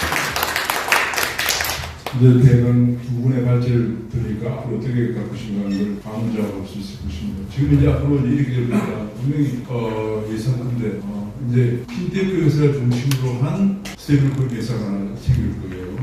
그 다음에 은행을 중심으로 한 또 스테이블코인 회사 한국에 생기죠. 그러면 기존에 중앙은행이 있고 그러면 적어도 한국에서 오늘 발행하는 회사가 4개 생긴다는 얘기예요. 그럼 그 후에 이제 어떻게 됐거냐? 과거의 역사적 경험을 생각해 볼 필요가 있습니다. 그게 중앙은행 중에서 유일하게 민간 중앙은행이 영란은행이 왜 민간 중앙은행이냐면 영란은행 생기기 전에 영국 자유은행 제도라는 게 있었어요. 그래가지고 우리 이번에 논의되고 있는 스테이블 코인 회사처럼 능력 있는 은행들은 전부 다 돈을 발행하도록 되어 있습니다. 그러다 보니까 어떤 일이 생기냐면 가장 신용이 없는 은행들이 고금리로 돈을 발행해요. 그런 사람들이 거기에 대해 예고를 많이 해요. 그렇지만 그 회사님이 능력이 한계이기 때문에 고금리를 주다 보니까 파산이 돼요. 점점 그런 일이 생기면서 신용이 떨어지는 거예요. 엄청난 신용들세요. 혼란이 오다가 나중에 최종적으로 신용력을 가지고 남은 은행이 뱅크인 거죠. 그런 혼란 과정을 거치면 안 되죠. 쉽게 하면 이제 앞으로 스테이블 코인 시대가 도래했고 또 안 갈 수 없고 그러면 스테이블 코인을 발행하는 회사들이 대수롭게 생기면서 단기적으로 큰 혼란이 올 가능성이 있고요. 그 혼란을 극복하고 새로운 중앙은행이 탄생할 가능성이 있는데 그 가장 좋은 방법은 우리 이런 학자들이 연구를 해서 그 혼란이 없이 바로 가장 최적의 솔루션을 찾는 게 제일 좋은 것입니다. 오늘 우리가 두 분의 과제가 상당히 큰 의미 있는 과제라고 생각되고요. 우리가 그런 과거 연구의 자유은행 시스템 같은 시스템을 거치지 않고 혼란을 거치지 않고 가장 바람직한 솔루션을 찾을 수 있느냐는 건데 지금 문제는 우리나라 은행들이 굉장히 비혁신적이에요. 그 이유는 은행들이 너무 규제를 많이 받고 있기 때문에 그렇죠. 최근에 심지어는 은행의 사회이사도 대통령 정부에서 통제를 때리니까 나오고 있는 정도니까 그래서 이제 그 부분이 걱정이에요. 그리고 또 핀테크 회사에다 맡기면은 과연 그것이 우리나라에 엄청나게 책임지고 있는 중앙은행 역할을 할 수 있느냐는 그런 문제가 걱정이 되고요. 예를 들어서 우리가 오피트가 아까 그 투넘하고 네이버가 복잡한 거지만 오피트가 우리나라의 중앙은행 역할을 할 수 있느냐 이게 굉장히 다른 문제예요. 중앙은행 저도 옛날에 한국은행에 근무했지만 한국은행이라는 중앙은행은 엄청난 문제를 많이 생각해야 되는 상황이고 단순히 코인을 발행한다 효율적이다 그것만 가지고는 안 되는 거고 그래서 지금 이 굉장히 중요한 시기고 우리가 학교에서 더 연구를 좀 해야 할 그런 과정인데 우리 앞으로 또 어떤 문제가 있는지 윤석규 교수가 토론을 먼저 할까? 그러면 두 주제에 관해서 우리 김덕태 고동진흥 원장이 토론하도록 하겠습니다. 김덕태 고동진흥 원장께서 하셨어요.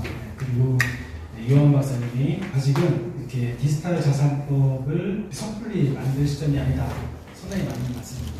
왜냐하면 지금 보면 계속 논란도 많고 STO 증권법도 통과됐지만 또 통과됐네? 통과됐습니다. 어쨌든 그다지 그렇게 실효성이 있어 보지도 않고 그러니까 법을 만들어봤자 뭔가 제대로 진행하고 사용할 수 있어야 되는데 그렇지 못하면 아무런 의미가 없는 법이죠. 그래서 아무도 못하게 하면 아무 손해가 발생하지 않습니다. 그렇기 때문에 손해가 발생하지 않게 만들면 아무것도 안 되는 거예요. 법을 제대로 만들어야 돼요. 그런 관점에서 결국은 이제 그럼 법을 어떻게 만들어야 되는가? 우리가 법한 조문을 봐도 그렇고 이게 이제 법제인들이 아닙니까? 이거 어떻게 평가를 하고 어떤 기준으로 평가를 하고 어떻게 만들어야 되는지를 알 수가 없는 거예요. 그래서 토론을 만들려고 이렇게 자료를 쭉 보다 보니까 이게 안 되겠다. 뭔가 그래도 원칙을 만들어야겠다. 우리가 법을 만들려면 그 법을 만드는 이유가 있을 거고 그럼 이유가 단순히 추상적인 이유가 아니라 이거를 어떤 방식으로 어떤 원칙을 가지고 만들어서 어떻게 보호를 하고 성장을 시킬 거냐 이게 좀 더 구체성이 있어야 된다. 그러한 원칙을 그래서 세 가지를 정리했고요. 그 세 가지가 충분하지 않습니다. 그러니까 스테이블 코인 같은 경우에는 통화 안정, 그러니까 이용자 보호뿐만 아니라 통화 안정성과 그다음에 외환 환율 안정성이나 물가 관리 이런 것들이랑 관련이 있는데 그런 것까지 포괄하도록 하기에는 좀 더 고민이 많이 필요하고 그래서 아직은 이거 폭넓게 이제 포괄적인 가상자산법을 디지털 자산법을 만들기는 좀 이르지 않나 생각합니다. 네, 그래서 이게 아닌데 토론 두 가지에 대한 자료에서 전부 따로따로 첫째, 이용자 권리 신장. 둘째, 탈중앙성 지능. 셋째가 적정 책임. 이것이 이제 이런 것들이 구체적으로 어떤 내용인지를 이 세 가지 보면 다 중요한 내용이죠. 근데 이 구체적으로 내용을 살펴봐야지 우리가 이게 정말 이런 세 가지 원칙이 정말 중요한 가치이고 그다음에 이것이 앞으로 만들어질 법을 평가하고 우리가 만들어갈 때 정말 중요한 공통의 원칙으로 삼을 수 있느냐 그것부터 우리가 따져봐야 되거든요. 만약 그렇다면 그다음부터 우리가 외부에 있는 이유법이나 마이카법이나 필요법을 가져다가 짜깁기 해서 만들 게 아니라 우리의 나름대로의 기준을 가지고 어떤 건 취하고 그 다음에 우리가 새로 만든 거 만들어가면서 일관되고 체계적으로 법을 만들어갈 수 있다는 게 제가 느낀 생각이었습니다. 그래서 그 관점에서 정리를 한 것이고요. 우리가 이제 보면은 정부에서 하는, 우리나라에서 특히 하는 법은 이용자 보호에 굉장히 중심이 되어 있습니다. 보호는 당연히 중요하죠. 근데 그 보호가 도대체 뭘 보호하는 것입니다. 그 이용자 보호가 사람들이 절대 손해를 보지 않게 합니다. 그것도 보호죠. 근데 우리나라의 법은 주로 이제 손해를 보지 않게 하는 법이고, 이익을 받을 권리, 이거에 대한 보장이나 이런 게 굉장히 약합니다. 그래서 이용자 보호보다 더 중요한 것이 제가 이전부터 주장했던 이용자의 권리를 신장하는 것이 중요한 것입니다. 우리나라 특히 이용자 권리 굉장히 약하고요. 그래서 이용자 권리를 보호하고 신장하는 것의 핵심은 민간의 자유를 확대하는 건데, 우리나라는 굉장히 이제 규제적인 나라인 겁니다. 그래서 그런 것들 일단 바꿔야 되고, 그 스테이블코인이라는 새로운 수단이 이용자들한테 제공이 되기 때문에 그걸 이용자들한테 효용이 높은 그리고 신뢰성 있는 스테이블코인을 제공받을 이용자의 권리, 그걸 확대해야 된다는 것입니다. 그런 점에서는 스테이블코인이 이용자한테 정확하게 그래서 유리한 점이 많은데, 그게 왜 시장 효용성이 높으냐, 그것부터 따져봐야겠죠. 그래서 여러 가지를 볼 수가 있지만 결국 우리가 가장 근본적인 예의 효용 가치를 먼저 알아야 되는 겁니다. 그것이 뒷바라든가 뭐 K 컬처 수출이나 그런 것도 필요하겠지만, 결국은 그 기재, 왜 그걸 화폐로 안 하느냐, 바로 스테이블 코인을 하게 되면 화폐와 달리 복잡한 거래 절차가 없어서 중개 및 정산 절차가 줄어들어서, 복잡한 거래 절차가 줄어들어서 비용이 줄어들고, 언제 어디서나 빠르게 교환을 매개선을 쓸 수 있다는 거. 그러니까 화폐의 효용이 매개수단인데 바로 비용 줄고 언제나 빠르게 교환을 쓸 수 있다는 것은 화폐에서의 효용이 전통 화폐보다 뛰어나다는 것입니다. 그런데 여기서 또 중요한 게 있습니다. 지금은 별로 그렇지 않지만 스테이블코인이 미국, 전 세계적으로는 뒷방향 탈중앙 금융에도 쓰이고 있습니다. 그러니까 스테이블코인은 일반 실상에서도 점점 폭넓게 쓰이고 있고, 그 다음에 탈중앙 세상, 블록체인을 포함한 탈중앙 세상에서도 쓰이고 있고, 양쪽 두 가지 이질적인 세상에서 동시에 쓰일 수 있다는 것입니다. 하지만 화폐는 탈중앙 세상에서 쓸 수가 없죠. 화폐의 가치는 교환의 내가 쓰는 일종을 쓰려면은 여러 군데에서 써야 됩니다. 그래서 뒤에다 하나 합쳐서 이거 좀더 길어요. 네, 소리 맞춰요. 다섯 개 나중에 꼬부려 놨습니다. 그래서 그러면 이제 화폐의 가치는 교환을 쉽게 할 수 있으면서 널리 쓸 수 있어야 되는데, 바로 두 가지 세상에서 쓸 수 있다면 역시 전통 화폐에 대해서 효용성이 뛰어나죠. 그래서 화폐에서의 효용성이 일단 뛰어나다. 그리고 또 한 가지는 화폐가 효용성이 있으면 신뢰성이 중요하다고 합니다. 그러면서 코인은 무책임하기 때문에 신뢰성이 없다는 말을 하지만, 화폐는 실제로 굉장히 신뢰성이 있습니다. 스테이블 코인은. 왜 그러냐면, 일단 우리가 신뢰성을 따질 때는 화폐 자체의 신뢰성이 아니라 화폐 가치 신뢰성이 있죠. 그다음에 화폐가 종합적으로 어떻게 사용되는지 신뢰성을 가지, 화폐 자체의 가치는 의미가 없습니다. 화폐는 종이형태로 존재하든가 뭔가 형태로 존재하고 어디선가 보관이 되죠. 그리고 어디선가 전정이 되고, 그 다음에 어디선가 거래가 됩니다. 이 화폐의 주기 전체에 걸쳐서 신뢰성이 있지 않다면 추상적인 화폐의 가치가 안정적이라는 건 아무 의미가 없는 것입니다. 그래서 우리가 화폐의 사용 전반에 걸친 종합적인 신뢰성이 중요하고, 그 점에서 스테이블코인은 굉장히 뛰어나고요. 그 다음에 전통 화폐나 전통 금융은 신뢰성이 더 이상 성장하지 못하고 정지되어 있습니다. 그 기술의 한계가 있기 때문이죠. 그래서 종이화폐, 도난, 분실, 화재료, 거래 증빙 능력 부족하고, 그래서 신뢰성이 떨어집니다. 그 다음에 은행예금, 증권사, 거래소 예치금, 기업의 포인트로 저장되는 화폐들 있죠. 이것도 도산이 되거나 개인, 횡령, 해킹되면 안전하지 않습니다. 절대. 그렇다고 해서 이 사람들은 여기들은 아주 강력한 규제를 받고 있죠. 규제가 보상해줘요? 회사가 보상했고 아무리 처벌해봤자 내 돈 날라가는데, 그래서 그런 경우 많았잖아요. 그게 아무도 의미가 없어요.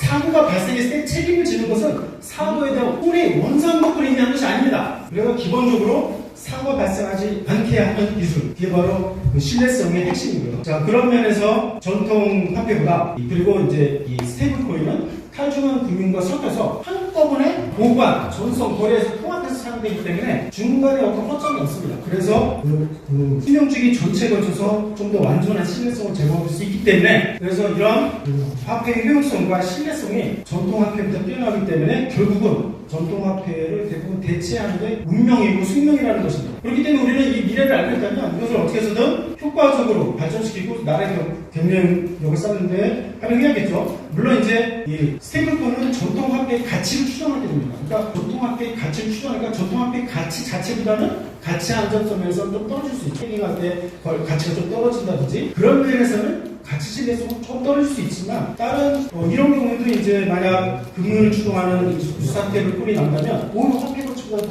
가치 신뢰성이 뛰어날 수가 있어요. 어쨌든 전반적으로 봤을 때 스테이블코인의 가치 신뢰성은 굉장히 우수하다. 원 관점에서 그 원화 스테이블코인을 신속하게 도입하는 이유에 대한 거를 이제 몇 가지를 말씀하셨는데, 그리고 이제 디지털 GDP 말씀하셨는데, 자, 지금 원화 스테이블코인은 뭐죠? 화폐죠. 그리고 이 원화 스테이블코인에서 돌아가는 건 사회적인 금융이죠. 그러면 화폐와 금융이 좀 더 효율적으로 돌아간다면 그것이 단지 디지털에서 디지털 금융 산업만 성장하는 것과는 절대 아니라는 것입니다.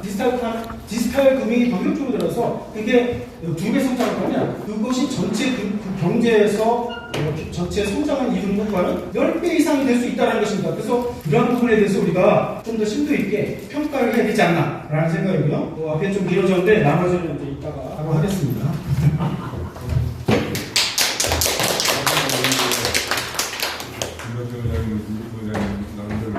아이들에서 랭킹 5.0이 올 것이라는 세미나를 만들고 이걸 그냥 가진 공부도 이쪽으로 랭킹 5.0 세미나 오늘 얘기를 보니까 앞으로 머니 5.0도 우리 세미나를 될 것 같아요. 제일 처음에 우리가 귀한 게 돈이었잖아요. 조회 끝이가. 두 번째로는 이제 금융 같은 꼼수 같은 거 나오고 그 다음에 지폐가 나오고 그 다음에 디지털 머니가 나오는 이제 5번째로 스테이블 코인이 중요하거든요. 이 스테이블 코인이 과연 제가 말씀드렸다시피 여러 은행들이 파산하고 하는 혼란을 터치하고 새로운 신뢰받는 화폐로 머니 5.0이 역할을 할 수 있을 것인가 하는 그런 문제가 그래서 앞으로 그것도 좀 궁금해요. 그리고 공부할 게 너무 많아요. 우리 그런 문제 등등 문제가 돼서 앞으로 어떻게 해야 되나는 걸 그래서 15분 안에 맞춰보도록 하겠습니다. 앞에서 두 분이 얘기했던 부분에 제가 좀 주목되면 빨리 넘어가고요. 앞에 있는 부분에서 그래서 안정적 정착이 되는데 저는 표현을 지속 가능하다고 표현하고 싶습니다. 아까 글로벌 부분에서 얘기를 진행하도록 하겠습니다. 예, 제 이름은 워낙 또 엄마고요. 제가 AI 네이티브 시대가 언제 책을 썼는데 그 안에 보면 웹3 네이티브가 들어가 있습니다. 사실은 에이전틱 커머스 얘기를 빌 건데 그 안에 스테이블코인에 대한 부분이 있어. 나중에 제가 애가 설명입니다. 책을 많이 사주시기 바랍니다. 반응이 안 좋으신데요. 여튼 많이 부탁드리고요. 요거는 제가 아까 안정적 정착을 위해서 아까 은행 얘기했었는데 지금은 혁신을 같이 하는 시대, 오픈 이노베이션인데요. 안타까운 부분들은 기존 레거시 분야, 아까 부분도 개방적 혁신에 대한 것도 필요한 시대라는 걸 꼭 하면 좋을 것 같고요. 아까 말씀하셨는데 레거시 뱅크, 아까 네오뱅크 말고 지금은 다오뱅크처럼 D뱅크, 네오뱅크 이후로 다오뱅크라는 시대에 있어서 여러분들이 어떻게 혁신적인 것을 같이 할 수 있냐고 좋은 것 같습니다. 그래서 저만 얘기하는 게 아니라 가트너 조사에서 이렇게 컴바인해라, 디자인 싱킹, 스타트업, 고객과 공감하고 아이디어를 내서 빌드면 에이저일하게 누가 밀접하게 이걸 이끌어나시는 거예요. 그래서 지금 우리나라 원화 스테이블코인에 대한 핵심 부분 때 말씀드리겠지만 정착을 위해서는 저희가 혁신 프로그램, 에이저일하게 고객의 반응을 잘 받아서 어떻게 적응할 수 있느냐 그것들을 얘기해야 될 것 같습니다. 요거는 제가 많이 썼던 글인데 이게 보시면 다 저도 여기 중앙에 올 때 버스 타고 왔는데 사람들 다 못 보고 있는 스마트폰 보고 있어요. 사실은 다 사람들이 스마트폰 보고 공을 누가 보면 머신한 러닝, 역시 AI 공부하고 있는데 여기 중요한 부분들은 아까 우리 앞에서 말했지만 AI 에이전트 커머스하고 스테이블 코인이 절대 따로 노는 게 아니에요. 같이 연결이 융합돼서 여러분들이 이런 시대를 보고 같이 하면 좋을 것 같습니다. 이거는 제가 아까 말씀드렸던 지금 제가 이제 좋아하는 걸그룹 마마무인데요. 마치 문변 쏠다 휘나서 얼려지지 ABCD, AI, 블록체인, 클라우드 데이터가 연결 융합된 부분이고요. 재밌는 거는 클라우드가 양자 클라우드. 제가 2주 전에 중국 갔다 왔는데 중국이 알리바바에서는 알리바바 AI, QN 말고 알리바바 체인이 있고요. 그 안에 양자까지 들어갔어요. 그래서 이렇게 돌아가는 혁신의 시대에서 아까 말씀 저희가 우리나라가 이런 법제적인 부분뿐만 아니라 혁신을 위해서 어떻게 할 건지 부분이고요. 그래서 저는 플랫폼 시대에서 프로토콜 넘어갑니다. 그래서 아까 얘기했던 저희가 프로토콜 경제에 대한 부분, 원화 스테이블 코인이 중요한 한 시작점이거든요. 여러분들이 힘을 모아서 집단 생각을 좀 많이 가져가면 좋을 것 같습니다. 네, 그래서 아까 여기서 이제 앞에서 제가 이제 안정적 정책, 저희가 인더스트리 부분 왔습니다. 아까 말씀 피지컬 AI 부분인데요. 여기서 아까 아틀라스 보셨나요? CS에서 아까 막 K 콘텐츠 말씀 저는 거꾸로 여기 나와 있는 아틀라스가 만약에 해외에 나가서 우리나라가 노조가 반대했지만 우리나라 현재 정처가 아틀라스가 해외에 나갔을 때 생각해보시죠. 그 안에 있는 이 안에 아틀라스 안에 지갑이 들어가서 원화 스테이블 코인이 된다. 어떻게 될까? 피지컬 AI 부분에서 아까 K 콘텐츠 말고도 삼성전자, 현대자동차 같은 인더스트리에서 원화 스테이블 코인 쓰는 부분에 대해서 제가 있다고 말씀드렸는데 이런 것들이 실질적인 K 콘텐츠 말고도 우리가 K 제조 그리고 K 피지컬 AI 시대에서도 에이전틱 AI 부분하고 원화 스테이블 코인이 연결돼서 좀 연결고리가 있다. 꼭 강조드리고 싶습니다. 그래서 저희가 같이 혁신 부분이 있으면 좋을 거예요. 자, 요 그림 제가 강조드리고 싶습니다. 아까 얘기했던, 자, 당연히 플랫폼 이코노미는 독점화되겠죠. 근데 오른쪽은 당연히 아까 말씀드린 AI 에이전틱 부분도 넘어가고, 이건 당연히 넘어가는 수준이고요. 근데 저는 AI 에이전틱 이코노미 온 웹3, 웹3에서 에이전틱 이코노미가 분명히 온다고 생각합니다. 많은 분들이 이쪽은 많이 얘기하세요. 독점적이어서 에이전틱 이코노미 넘어갈 거야. 이거는 다 많이 공감하고 있어요. 근데 많은 분들이 빼먹고 있는 게 저는 AI 에이전틱 이코노미 온 웹3, 웹3에서 이코노미에 대한 부분들은 앞에서 얘기했지만 아까 설공익뿐만 아니라 구글이나 알리바바나 안티그룹에서도 다 이런 부분에 넘어가는 부분에서 말씀드렸지만 에이전틱 AI 커머스하고 스테이블 코인이 따로 노는 게 아니에요. 그렇기 때문에 우리나라 원화 스테이블 코인 이런 인더스트리하고 어떻게 링크할 수 있을지 그것들 제가 마치 강조드리고 싶습니다. 그래서 제가 책 썼던 부분인데요. 그래서 다시 자율주행차가 있는 게 아니고요. 마치 자율주행차처럼 자율주행대 에이전트 어떠면서 이코노미 에이전트 부분들이 있어서 이 부분들이 원화 스테이블 코인이 안 들어간다. 달러 기반 스테이블 코인이 다 잡게 되면 우리가 갖고 있는 에이전트 부분들에서 커머스 부분을 다 사라질 수가 없어요. 그래서 쿠팡이나 이렇게 우리가 나머지 네이버 시대에 있었지만 지금 이 시대에서는 이런 자율주행 에이전트에 대한 부분들을 저희가 또 지속적인 부분이 필요할 것 같습니다. 그래서 저 이제 앞에서 이제 다 얘기를 많이 잘 해주셨어요. 중요한 부분 아까 주식 작은 친구는 아닌데 갈로파고 쓰게 되면 글로벌에 나갈 수 있는 이렇게 전체 부분에서 글로벌이 넘어왔습니다. 그러니까 아까 말씀드렸던 리거시뱅크에서 네오뱅크에서 디오뱅크로 넘어간 이 시대에서 저희가 이렇게 현안, 진안에서 갈라파고스가 되지 않아야 된다라고 얘기하고 있습니다. 그래서 지금 이런 부분에서 올해가 지금 여러 가지 이제 디지털 제도가 있는데 한국 제도화가 추진되는데 이런 부분에서 아까 스테이블 코인이 단순한 자산이 아니고요. 저희가 이제 원화 스테이블 코인 부분은 우리가 경제 시스템, 인더스트리와 연동되는 부분을 잊지 않고 넘어가야 될 것 같습니다. 그래서 이런 부분에서 아까 얘기 많이 해주셨죠. 은행주도 저도 이제 IBM 오라클 출신이라 저도 금융권에 대한 경험을 많이 해봤는데 아까 말씀드렸죠. 은행주도냐 혁개발자 혁신이냐 어떻게 될까? 오픈 이노베이션 부분을 넘어가야만 혁신이 나올 수 있습니다. 물론 앞에서 얘기했었던 그런 안정적인 부분에서도 이윤자 보고도 저도 이해가 되긴 합니다만 결국은 오픈 이노베이션 미국이든 중국이든 하면서 오픈 이노베이션에 대한 부분들을 같이 보실 필요가 있습니다. 그래서 개발자 오픈 이노베이션이 오늘의 키워드입니다. 안정적으로 위해서는 은행에서도 어떻게 하면 오픈 이노베이션에 대한 것들을 할 수 있느냐가 가장 중요한 포인트라고 말씀드리고 싶고요. 그래서 글로벌 트렌드 부분에서 아까 말씀드렸던 여러 가지 액트 부분이 있고 이유에 진입했는데 결국 중요한 것은 전 세계 어디에 있어도 은행에게 독점권을 주지 않습니다. 왜 그럴까요? 리거시 뱅크는 혁신이 일어날 확률이 적죠. 그렇기 때문에 어떻게 하면 오픈 이노베이션을 할 수 있을지 이런 부분에서 은행에 대한 부분도 많은 변화가 있어서 어떻게 어드옵션 할 수 있을지에 대한 부분을 저희들이 잊지 않고 봐야 될 것 같습니다. 그래서 아까 지닉스 혜택에 대한 부분들은 아까 얘기를 많이 넘어가고요. 이후에서도 미카나 아까 일본 부분에서도 이거 한국에 대한 스테이블 코인 일본조차도 저도 잠깐 일본 출장 갔다 왔지만 일본도 아까 말씀드린 디지털 시대는 지졌지만 몇 살 전에 앞서갈까요 하면서 지금 글로벌리 지금이 19세기로 돌아온 것 같습니다. 제국이 시대죠. 옛날 미국 소련의 냉전이 아니라서는 19세기로 돌아와서 우리나라가 어떻게 하면 여기서 살아남을 수 있을지에 대한 부분을 같이 집단에서 필요할 것 같습니다. 그래서 아까 말씀하셨던 글로벌 스탠다드 부분에 대한 것들은 제가 약간 감했었는데 이것들을 아까 얘기해 주셔서 좀 스킵하도록 하겠습니다. 그래서 이런 부분들에서 첫 번째 스윙 모델의 부재점. 그래서 이런 부분들에서 어떻게 민간 기업에 대한 어떻게 아까 오픈 이노베이션 어떻게 민간 기업들을 잘 어도션할 수 있을지에 대한 부분들에 대한 같이 수익적 모델을 같이 볼 필요가 있습니다. 그래서 두 번째는 이거 제가 강조했습니다. 자, 폐쇄만 아까 우리 앞에서 STO 얘기할 때 아주 열 많이 내셨는데 저도 동감하는 부분은 지금 많은 글로벌 기업들뿐만 아니라 글로벌 은행, JP모건, 골드만삭스 그리고 많은 시급회사에서 퍼블릭 체인을 쓰고 있습니다. 왜 그럴까요? 퍼블릭 체인에서 오픈 이노베이션이 가능할 수밖에 없습니다. 혁신이 나오려면 이런 프라이빗 체인에 대해서 아니라 어떻게 하면 퍼블릭 체인을 넘어서 지금 어저께도 저도 뉴욕 가서 봤는데 많은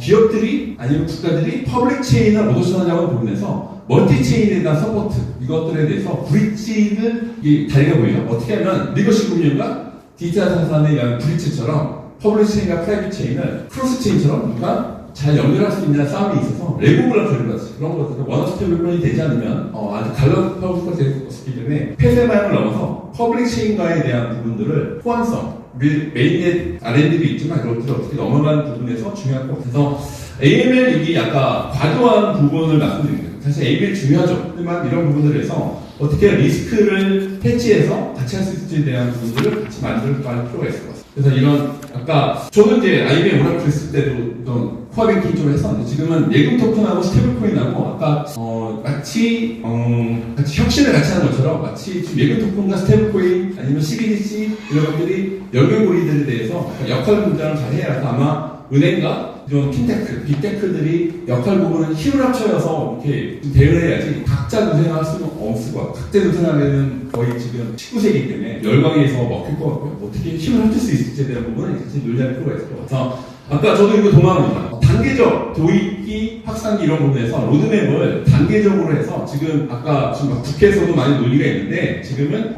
규제에서 행위 기반으로 넘어가는 엑시큐션 되는 시대에서 지금 AI 커머스는 다 많은 치고 나가고 있는데 어떻게 하면 단계별로 할 수 있을지에 대한 것들을 저희들이 노력을 해서 지금은 이미 저희가 우리 학회도 그렇지만 많은 인플루언서를 해서 단계적으로 잘 이렇게 오픈 이렇게 할 수 있는 것들을 좀 준비해야 될 것 같습니다. 제가 거의 시간이 더도 많이 들어. 일단은 제가 정책제는 부분입니다. 안정적 부분에 대해서는 유연한 입법입니다. 지금 아까 국회의원들이 각자에 대한 입법 기회를 했지만 유연하게, 플렉시블하게 프레임워크 필요하고요. 두 번째는 글로벌과 동조시켜야 돼요. 우리나라만 안 되고요. 퍼블릭 체인과 어댑션 한다든지 글로벌 미국, 중국, 일본, 유럽하고 어떻게 연동할 수 있는지에 대한 부분들에서 글로벌을 해내고요. 그리고 민간 가버넌스입니다. 그러니까 지금은 은행 중심도 중요하죠. 은행 중심이 있지만 빅테크, 핀테크 많은 가버넌스를 해서 오픈 이노베이션 이런 것들에 같이 풀분해서 같이 가버넌스 필요하고 있고요. 네 번째는 이거는 산업계에서 해야 될 것 같습니다. 어떻게 하면은 민간의 킬러이죠. 아까 어댑션 부분에서 누가 어저께도 외환 FX 저도 어떻게 재밌게 보고 왔는데 그런 것처럼 실제 아까 말씀드렸지만 K펀치만 있는 게 아닙니다. 현대자동차, 삼성전자가 원화스토크 포인트는 어떻게 할까요? 혁신이 일어나. 그리고 우리나라가 미국하고도 하고 중국하고도 마치 미르웨어처럼 그렇게 된다면 우리가 미국, 중국에 낀 게 아니라 우리가 미국 스테이블 코인하고 연동하고 중국의 CBDC와 연동할 수 있는 마치 우리나라 원화스토크 코인이 스테이블 코인계의 미르웨어처럼 진행할 수 있는 부분도 가능성이 있다라고 좀 그런 비전을 제시하고 싶습니다. 그래서 여러분들이 결론입니다. 그래서 저희가 스페이스 달러는 안 된 거고요. 어떻게 마치 미국과 중국 사이에서 껴있는 게 아니라 마치 우리나라 의기진들이 한국형 페이팔 마크를 만드는 것처럼 미국하고 중국 사이에서 미드레어처럼 원화 스테이블 코인계의 미드레어가 되기를 저도 꿈꾸면서 그도 같이 만들어가면 좋겠습니다. 이상 마치도록 하겠습니다. 제가 시간 나탔습니다. 감사합니다.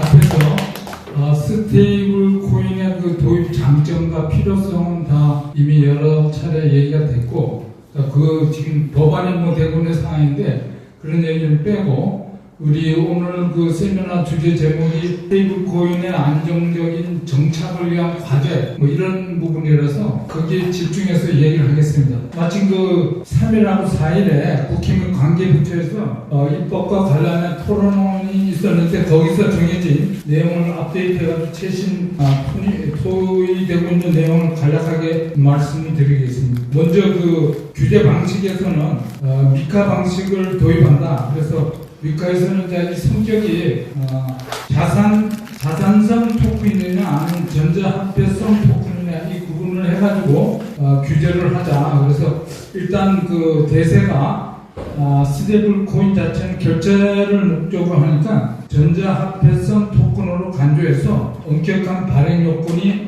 주어질 거다 이렇게 이제 토의가 됐고요. 그 다음에 발행 주체 범위는 이제 뭐 말씀드린 것처럼 은행 위주로 여러분이 그 영국의 프리뱅킹하고 미국의 프리뱅킹에서 대출을 많이 하다 보면 대출이 부실하다니까 금리를 높여서 자금을 조달하게 되는 거죠. 그러다 보니까 그런 부분을 방지하기 위해서 발행자에 대해서는 금리를 못 주도록 되어 있습니다. 그러면 앞으로 우리나라가 저금리 상태가 전 세계에 좀 빠질 텐데 그럼 이 발행 회사가 어떻게 수익을 올릴 거냐? 그 수익을 제대로 올려야 발행자가 건전성을 유지하면서 지속성 있게 영업이 가능하다. 그러니까 그 부분에 대해서 대안적 수익 창출 모델을 좀 강구해야 되고 신청 시 그런 부분을 제시를 해야 된다. 그 다음에 한국은행의 이제 감시감독권이 좀 강화 지켜야 된다 해서 아까 말씀드린 것처럼 이런 규제가 강화되면 혁신이 돼야 되는 게 아니냐. 근데 반대론의 입장에서는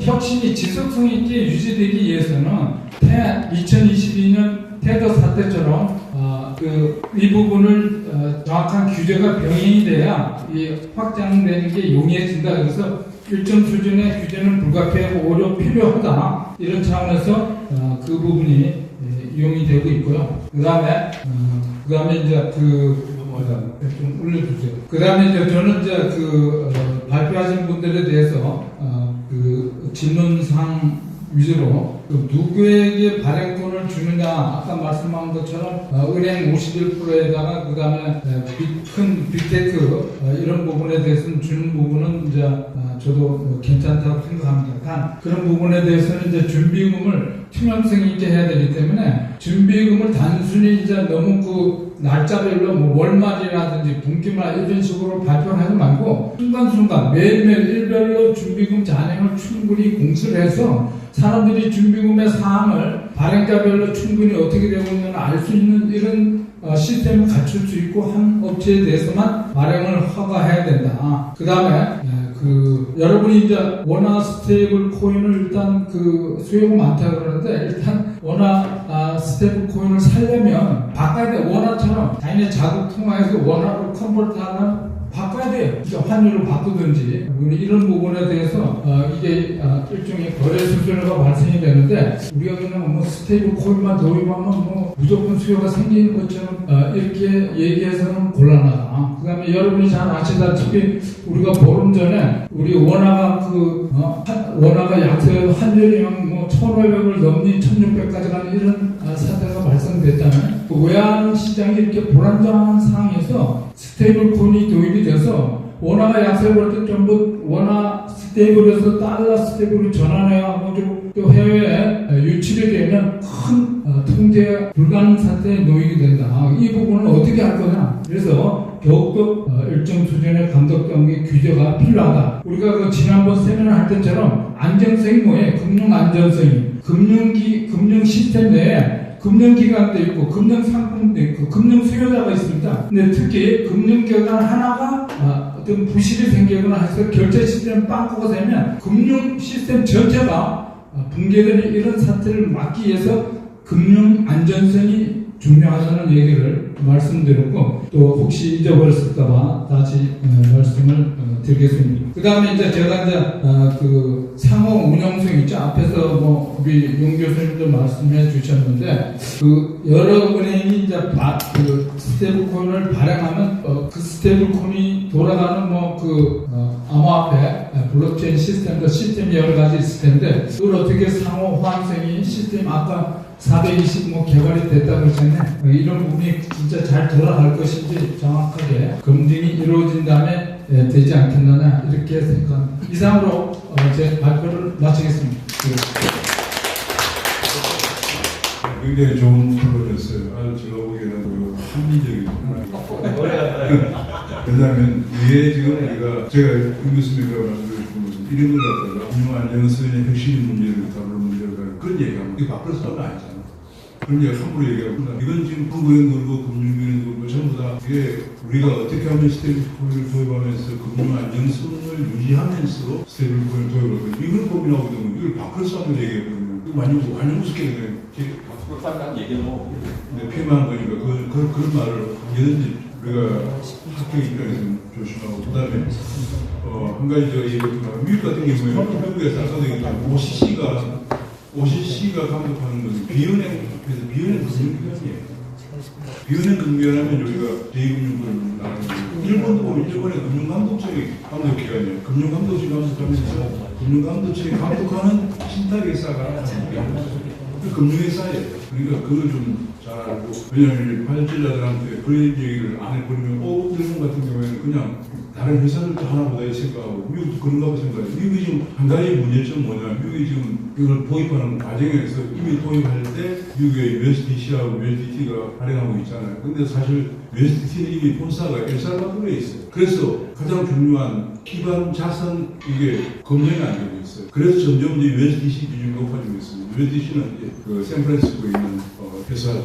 그래서 그런 거 생각을 해야 되고 지금 앞으로 이제 우리가 종합적으로 생각할 때 제가 지금 앞으로 이제 새로운 머니 5가 도입되는 이 시점에 우리가 어떻게 해야 되느냐 혼란이 없이 안정적인 통화 안정성, 금융 안정성, 외환적 안정성 이런 걸 어떻게 하면 도입할 것인가. 그리고 뭐 5개에서 10개 되는 온갖 그 회사가 생겨 전부 통화를 발행한다고 뭐 그러면 그 자체가 엄청난 혼란이에요. 그것도 생각. 그런 문제는 핵심과 안정성을 어떻게 조화시킬 것인가 하는 고민을 좀 해야 되고요. 사실 이걸 하기 위해서 이 그냥 세미나가 아니고 우리가 한 5, 6주 이상 모여서 공부를 했습니다. 공부를 했는데 제가 오늘 느낀 것은 뭐냐면 제가 공부한 페이퍼를 매주 새로운 페이퍼를 공부했는데 별 도움이 안 됐지 않습니까? 사람의 생각은 첫 생각이 바뀌기가 굉장히 힘들구나 하는 생각 다시 한번 하게 되는데 그래서 다른 페이퍼, 이 새로운 게 나올 때는 다른 페이퍼를 계속 공부하면서 내 생각을 보완하고 했는 생각을 했습니다. 우선 본인도 제가 코멘트를 마치고 플로어에서는 또 다른 질문이나 코멘트 있으면 하시도록 하겠습니다. 이두용 박사님 한번 얘기해봐요. 이두용 박사님이 아직 생각하고 있습니다. 네, 이두용 박사님이 국회 경제분석실에서 이 부분을 좀 연구하고 있다고 해서 그래 그 텍사스에 공부하셨다고 그랬잖아요. 예, 맞습니다. 텍사스 아주 텍사스 스텝보다는 좋은 학교에 공부하신 것 같은데. 그래 혹시 또 다른 코멘트나 있으면 하시고 오늘 그러면 우리가 이거 몇 시간에 하게 돼 있죠? 종합도는 남아있습니다. 종합토론 남아있는 종합토론 누구 하시겠어요? 일단 김덕태 거와 못한 점. 네, 그럼 아까 김덕태 원장이 하다가 못한 부분이 있어요. 김덕태 원장이 굉장히 열정적이라서 꼼꼼하게 공부합니다. 마지막으로 또 누구 하게 돼 있죠? 종합토론이에요. 근데 이 시간이 갔을 것 같아요. 신앙만이 아니라 사실은 효용을 높이고 성장을 시키는 부분들이 굉장히 스테이블코인 시장뿐만 아니라 그것에 의해서 발휘되는 팔중앙 금융과 그다음에 전체 산업을 발전시키는데 굉장히 중요한 역할을 할 수 있다. 필요성을 스테이블코인의 필요성을 말씀드립니다. 자, 근데 우리가 이 가장 이제 논란이 되는 게 법에서 기술 중립성 그리고 동일 위험, 동일 원칙 계속 얘기하고 있었잖아요, 우리도. 그러면서 계속 규제주의적으로 나가고 그 결과가 계속 실패했거든요. 그 이유가 뭐냐? 블록체인이라는 말은 기술이지만 기술이 법에 의해서 기술이 들어가면 안 되겠죠. 기술 중립적이어야 되니까. 하지만 탈중앙성은 기술이 아닙니다. 탈중앙성의 그런 정의가 뭔지를 알아야지 기술이 아니라는 걸 알고 있고 그래서 우리가 법에 탈중앙성이 드러나야 되고 그걸 사이에서 우리가 책임 구조가 어떻게 될지 밝힐 수 있습니다. 자, 이게 되게 중요한데 일단 탈중앙성은 넓게 생각하면 단일 실패 지점, 싱글 포인트 오브 페일리어가 없다는 것입니다. 그래서 소수가 지배적인 권한을 행사할 수 없고 특정 부분의 요소에 의해서 내가 신뢰성 상실하지 않는다. 그렇기 때문에 극단적인 신뢰성을 제거하는 동시에 그렇기 때문에 아무도 책임질 수 없고 누구에 의해서도 손해를 가할 수 없다는 거죠. 자, 두 가지 문제죠. 그러니까 우리가 법으로 규제하려면 책임이 있고 그 사람이 잘못할 수가 있어요. 그러니까 그 사람들을 처벌하고 잘못을 안 하게 하려고 수없이 많은 규제가 들어가는데 탈중앙성은 그 사람이 잘못할 수가 없는 거예요. 그리고 책임자는 없고 처벌할 수가 없어요. 그럼 어떻게 봐야 되냐면 탈중앙성은 이게 뭔가 차저시 제도된 블록체인이나 어떤 시스템이나 폰이다 그러면은 걔는 그냥 자연의 한 원리나 뭐가 문제가 있어도 자연재해 같은 거라고 생각을 해야 됩니다. 그래서 우리가 탈중앙성은 결국 이제 책임은 없지만 특히 제재할 이유는 없다. 그리고 고신뢰성을 제어하기 때문에 결국 탈중앙으로 해결할 수 있으면 우리 사회가 권장을 해야 되는 거죠. 우리가 왜 규제를 합니까? 누군가 뭔가 잘못할 수 있고 손해할 수 있기 때문에 규제를 하는데 그러지 않는다면 그건 굉장히 좋은 서비스잖아요. 그래서 우리는 탈중앙 서비스로 무조건 다 만들 수 있는 건 아니죠. 왜냐하면 누군가의 책임이 필요한 분명히 있어요. 근데 그렇지 않은 것들은 최대한 탈중앙으로 가는 게 비용도 줄고 그 다음에 신뢰성도 높고 그렇다는 거죠. 그래서 결국은 탈중앙성을 증명해야 된다는 게 법에 그냥 박혀야 되는 거예요. 그러면 이제 핵심은 이거죠. 탈중앙성 기술은 아닌데 블록체인으로 보통 구현되고 다른 기술도 나올 수도 있겠죠.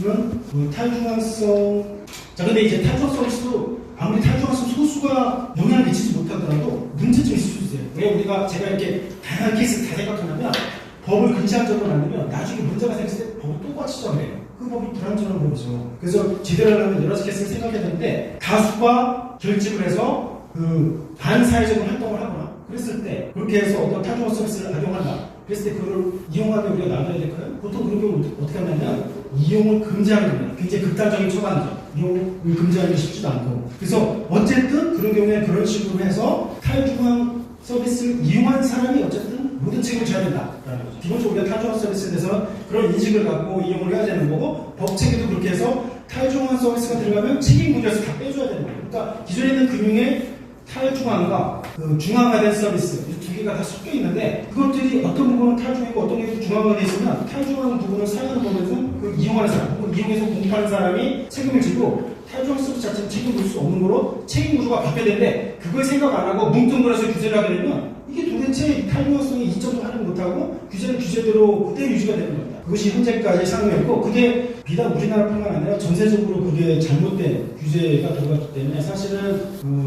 이 부분을 다시 이제 전체가 다시 한번 깊이 이 생각을 해야 되는 거예요. 탈중앙성 지능이라는 걸. 그래서 그럼 어떻게 시키고 어떻게 이 규제 프레임으로 들어가게 할 거냐라는 거죠. 자, 그리고 이제 탈중앙성, 자, 그 다음에 이제 그 탈중앙성, 그 다음에, 자, 그래서 이제 이거랑 좀 관련되면서 또 중요한 게 동일기능, 동일유무, 동일규제 원칙인데, 이게 탈중앙 서비스와 중앙 서비스가 다 섞여 있으면, 그렇게 되면은 탈중앙 서비스 이쪽을 하지 못하면서 모든 사람이 강력한 규제를 받게 돼요. 사업자들이 다. 그러니까 우리 사회에 혁신을 만들 수가 없죠. 하지만 이 기능을 그냥 금융이라서 똑같은 금융 기능이나 뭐 똑같은 결제 기능 이렇게 하는 게 아니라 이걸 세분화하고, 특히 가장 중요한 게 뭐냐면 하루에 있는 블록체인은 별개죠. 그 다음에 스마트 컨트롤도 그런데도 얘를 어떻게 만들고 운영에 따라서 탈중앙이에요. 그래서 탈중앙성 기능 세분화하게 되면 중앙화된 부분, 가령 스테이블 코인은 탈중앙과 중앙화된 서비스가 타입이 되는 겁니다. 왜 그러냐면 그 법정화폐나 준비금을 관리하는 거. 그 준비금이 바로 손해에 대해서 보상이죠. 그래서 준비금을 관리하는 게 가장 큰 문제고, 그게 가장 큰 위험인데, 준비금을 관리하는 부분은 중앙화된 부분이에요. 중앙화된 서비스고, 준비금을 관리랑 상관없이 어쨌든 코인을 전송하고 그걸 가지고 탈중앙 서비스 돌아가고 하는 것들은 그 부분은 그 사람들까지 이런 책임을 가져준다면 서비스를 할 수가 없죠. 그리고 그럴 만한 책임도 없는 거죠. 그래서 그 기능을 세분해서 규율을 다 따로따로 정의하고 탈중앙된 부분과 아닌 부분을 구분을 해놓게 되면, 그러면 우리가 이 동일기능, 동일유무, 동일규제 원칙에 충실하면서도 탈중앙성의 장점을 활용하고 전체적으로 그에 맞는 적정 책임을 부여할 수 있다는 거죠. 그래서 그런 관점에서는 우리가 이제 고지의밀도 제공을 하고 디지털 원장 서비스에 대해서도 이제 모든 중앙화된 공급자, 탈중앙화된 공급자는 어쨌든 할 수가 없고, 중앙화된 공급자의 경우는 공급자가 없으니까 책임자가 고지의밀 제공하고 디지털 원장 서비스는 이제 추가적으로 제공해야 되는 것들이 있고, 디지털 자산 발행 유통 이런 경우도 이제 이런 경우가 가장 이제 중요한 서비스에 해당하는데, 이 경우 보면 코인과 토큰은 어떤 거는 탈중앙이고 어떤 거는 아니고 좀 굉장히 다양해요. 그러니까 그거 말고 스테이블 코인이랑 STO랑 RWA 같은 경우에는 이런 것들은 준비자산이 있죠. 사람들이 그 준비자산을 믿고 그 다음에 이거 활용하는 거잖아요. 그리고 준비자산이 날아가면 이 서비스는 제대로 정착할 수 없고 사회적으로도 문제가 되기 때문에, 이럴 때 우리가 스테이블코인 규율이 따르고 하는 이유가 디지털 자산 유통 중인 디지털 자산 발행 정책에 대해서 손해를 책임지도록 하면 되고요. 근데 책임을 진다는 건 어떻게 하느냐? 그러니까 다양한 형태가 있는데 형사처벌도 있고 민사적 책임도 있지만, 아예 그런 손해가 발생하지 않도록 자본금 규제라든가 여러 가지 규제를 가하는 여러 가지 방법들이 있습니다. 하지만 그런 규율을 만들려면 책임을 어디까지 져야 되는지를 일단 명확한 다음에 그 규제를 만들어야 되기 때문에 그 책임을 명확하게 해야 되는 거죠. 그래서 여기서 이제 이런 식으로 책임을 정의하고, 그 다음에 이러한 준비자산들의 탈중앙 서비스나 탈중앙 서비스, 아까 제가 비탈중앙 서비스 말했죠. 그러니까 완전한 탈중앙 서비스는 우리가 책임을 묻을 수 없지만, 보통은 처음에 성장하는 메인넷이라든가 처음에 만드는 스마트폰의 상당 부분은 탈중앙되어 있지 않아요. 왜냐하면 소수가 지배력을 행사하거든요. 소수가 지배력을 행사한다는 건 개인행용, 남용 다 가능하다는 거예요. 그렇기 때문에 미국에서 규제를 하는 것은 합당합니다. 하지만 그 부분도 가능하면은 분리를 시켜서 사업이 가능할 수 있게 전통적인 금융기관이 껴서 중앙화된 부분, 가령 그래서 아까 전에 김규 교수님이 말한 부분, 이런 부분에 어느 정도 합치하는 부분인데, 스탁 부분, 그러니까 스테이블코인이나 STO에서 스탁 부분, 준비자산을 보관하고 그거의 지급을 보장하는 거는 중앙화된 서비스로 엄청난 규제를 받고, 그 다음에 그것들을 그거 기반에서 발행하고 유통하는 회사는 그런 규제에서 다 면제가 되기도 하고, 그게 만약 탈중 서비스를 만들었다 그럴 때도 다 면제가 되는 거죠. 그렇게 해서 우리가 그런 식으로 세분해서 분류를 하게 되면 규제가 그렇게 우리 발전에 장애가 되지 않고 오히려 사람들은 더 안전하고, 그리고 더 큰 가치를 민간 사업자들은 큰 가치를 만들어 혁신을 만들어낼 수 있다라는 것입니다. SDO가 이제 전체적으로 이제 이 책임을 사실은 지겠다고도 볼 수 있고 아니라고 볼 수 있는데 중개자한테 모든 책임을 지금 근데 이 책임을 어떻게 지느냐가 되게 그 책임을 지는 것에 대해서 유연성이 필요하고 다양한 방법으로 책임을 져서 다양한 형태가 가능해야 되는데 우리나라는 그렇지가 않아요. 법규를 만들면 모든 업체는 모든 상처가 똑같은 규제를 받으려고 해요. 투자자도 투자자마다 상이 다르고 사업자도 상이 다른데 똑같은 규제를 하면 안 된단 말이죠. 50억 규제? 왜 그렇게 하나요? 스테이블코인 발행을 1억밖에 안 해요. 그런데 왜 50억 자본 규제가 필요한 거예요? 스테이블코인은 1000억을 발행했어요. 왜 50억 규제가 60억 자본으로 충분한가요? 굉장히 귀한 것이죠. 도대체 이해가 안 가요. 왜 우리는 그렇게 무식한 법안을 만들려고 하는가?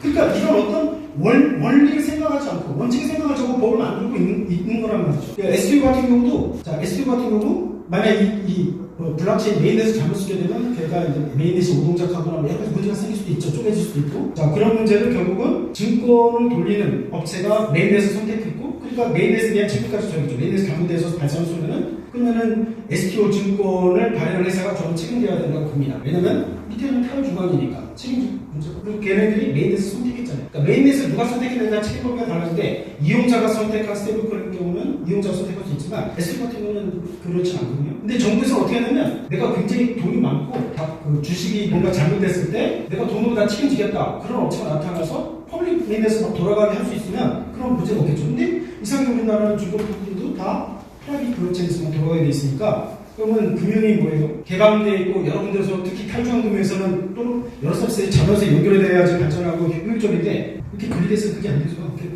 넘어갈 때마다 비용 들어가고 그러니까 아무 의미가 없는 제도를 만들어낸 거예요. 블록체인의 장점을 적용할 수 없는. 그래서 이제 수탁이 되게 중요합니다. 이 법적 책임에서 결국은 이 RW나 이게 엄청난 큰 사업인데 이것들이 대부분이 중앙화된 부분은 수탁이라는 거예요. 은행이 수탁을 하든 스타트업자가 수탁을 하든 수탁 부분을 맡겨놓고 나머지는 좀 자유롭게 할 수 있으면 그렇게 세분화해서 책임을 묻지 무조건 금융이라서 다 똑같이 책임을 지게 만들고 똑같은 디지털 자산 사업자에서 똑같은 책임을 지게 하면 이거는 풀리지 않는 겁니다.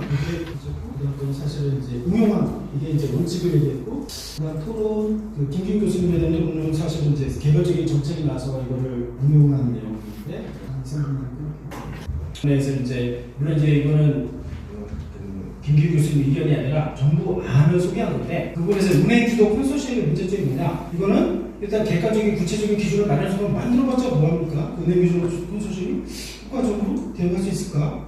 그리고 혁신 주체라는 게 콘소시엄이 이렇게 만들어져가지고 합의를 해야 되잖아요. 합의를 한다는 것은 혁신에서 쥐약입니다. 구글이든 어떤 혁신 기업이 크게 성장하다 보면 특정 기업의 특정 어떤 리더가 빨리 성장시키거든요. 그리고 그 사람 생각을 머스트 생각하고 사람들이 미친 생각을 지금 믿나요? 그런데 다른 사람들이 공감하지 않는 그런데 차별적이고 독창적인 주장을 했기 때문에 성장을 하는 거거든요. 그게 혁신이에요. 근데 뭔가 안전하게 해서 막 합의를 하게 말하면 혁신을 막는 겁니다. 자기 자본 50억, 박사님 말씀드렸죠. 왜 책임에 비례하지 않느냐? 적정 책임은 책임, 위험에 비례해야 됩니다. 전혀 비례하지 전혀 안전하지도 않고 괜히 초기에 진입, 돈 별로 없어도 진입하려고 하고 스테이블코인 약간만 발행해서 뭔가 키워나가려고 하는 업체를 굉장히 바보같이 만드는 그런 바보같은 이거 도대체 기준이 이유가 뭔가요? 이유를 좀 물어봅시다. 우리가 정책을 만들면 합당한 근거를 제시해야죠. 근거를 전혀 제시하지 못한다는 제시할 수 없는 그런 것들이고요. 여기까지. 문제는 어쨌든 제가 온라인 버전은 새 이거 업데이트된 게 하나 거니까 나중에 보시면 될 것 같습니다. 네.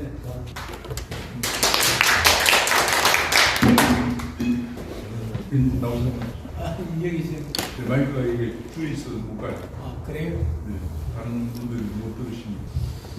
오늘 저 공부 많이 했습니다. 비전문가가 전문가의 교수님들 다 계시고 하는데 그러면은 오늘 발제하신 이 내용에 오늘 요즘 그 하루가 다르게 뭐 AI 관련한 이런 그 언론 내지 발표도 하고 그래서 머리가 어지러울 정도인데 혹시 챗GPT라든가 제미나이한테 이 주제에 대해서 질문을 하셔보셨는지 그 다음에 두 번째로는 아까 그 이용원 교수 박사님 말씀하신 디파이, 시파이하고 그 스테이블 코인 이것이 아직 우리나라 정책을 안 했지만 이것이 뭐 중앙은행은 없어지는 것인지, 물론 이제 발제도 나왔습니다만은 그 비중이 이런 게 얼마가 돼야 되는 것인지, 저는 주로 시큐리티 담당 이렇게 하는데, 이것이 가면은 우리가 정책 전략화 하는데 보면 제일 먼저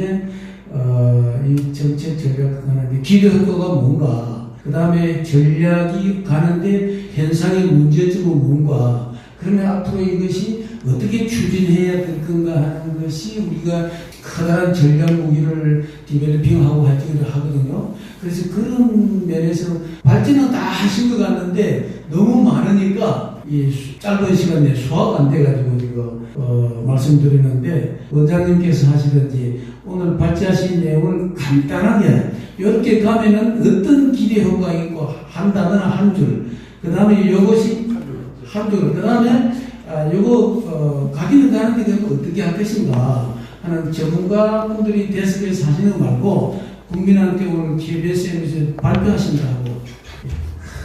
한 줄로 얘기하니까 일단은 뭐 스테이블 코인을 도입하지 않을 수 없는 여건이 되고 있다는 것은 미국의 강력한 정책 때문입니다. 아까 제가 서두에 말씀드렸지만 미국이 다시 100년을 세계를 제패할 것인가 아닌가 여기에 달려 있거든요. 그럼 우리나라는 원화 스테이블 코인을 도입하지 않을 수 없는데, 제가 오늘 발제를 들어보니까 두 개로 나눠졌어요. 문종준 교수님하고 저하고는 통화금융을 했기 때문에 안정성을 중점적으로 얘기하고, 그 다음에 우리 임덕태 원장이나 또 다른 분들은 이완 교수, 혁신을 더 중시하고 하는데, 제가 보기에는 혁신을 해야 할, 안정성을 훼손하면서까지 혁신을 해야 할 이유가 뭡니까?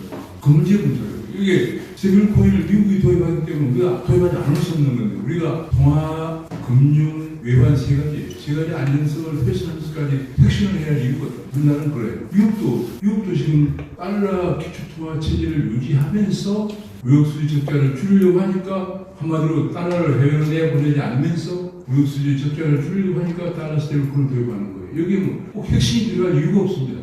그걸 생각해요. 이게 무슨 다른 새로운 걸 만들어내는 게 아니에요. 새로운 금융 질서를, 국제 통화 질서를 창출하는 것이, 그 점을 생각해 주면 좋겠고, 가장 중요한 것은 혼란이 금융면에서, 통화면에서, 국제 금융면에서 혼란이 오면 안 된다는 거. 지금도 최근에 환율 문제가 많이 대두되어 있지만은, 이 금융 통화에 대해서 한번 환율이 오면 바로 이번에도 왜 국민연금에 동원했어요. 환율이 1,500원을 넘었으면은 97년 같은 외환위기 온다. 97년도 11월 11일에 1,500원을 넘어서자마자 하루 만에 1,700원을 넘어서고요. 며칠 만에 1,900원을 넘어서면서 우리는 할 수 없이 외환위기가 왔습니다.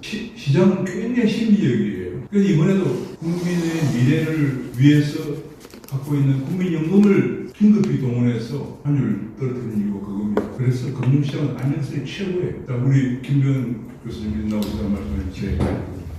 지금까지 우리 학회에서 여러 번 이 주제 가지고 이제 세미나하고 했는데, 오늘 발제 토론이 제일 아팠어요. 제일 훌륭했습니다. 발제 자체도 이용환 교수님이 저렇게 하시는구나. 오늘 자료도 워낙 충실하게 하셨고, 또 김기훈 교수님 말할 것도 없이 책도 쓰시고 오늘 자료 정말 업데이트를 워낙 하셨고, 윤석빈 또 서강대 특임 교수님 워낙 내노라 하시는 분이로서 오늘 이제 발제 자료를 잘 들고, 저는 사실은 경제학자가 아니고 경영학 관점에서 이런 주제나 이런 문제에 대해서 쫓아다니면서 공부를 많이 하는 사람이 한 2분 정도 제가 말씀을 드리겠습니다.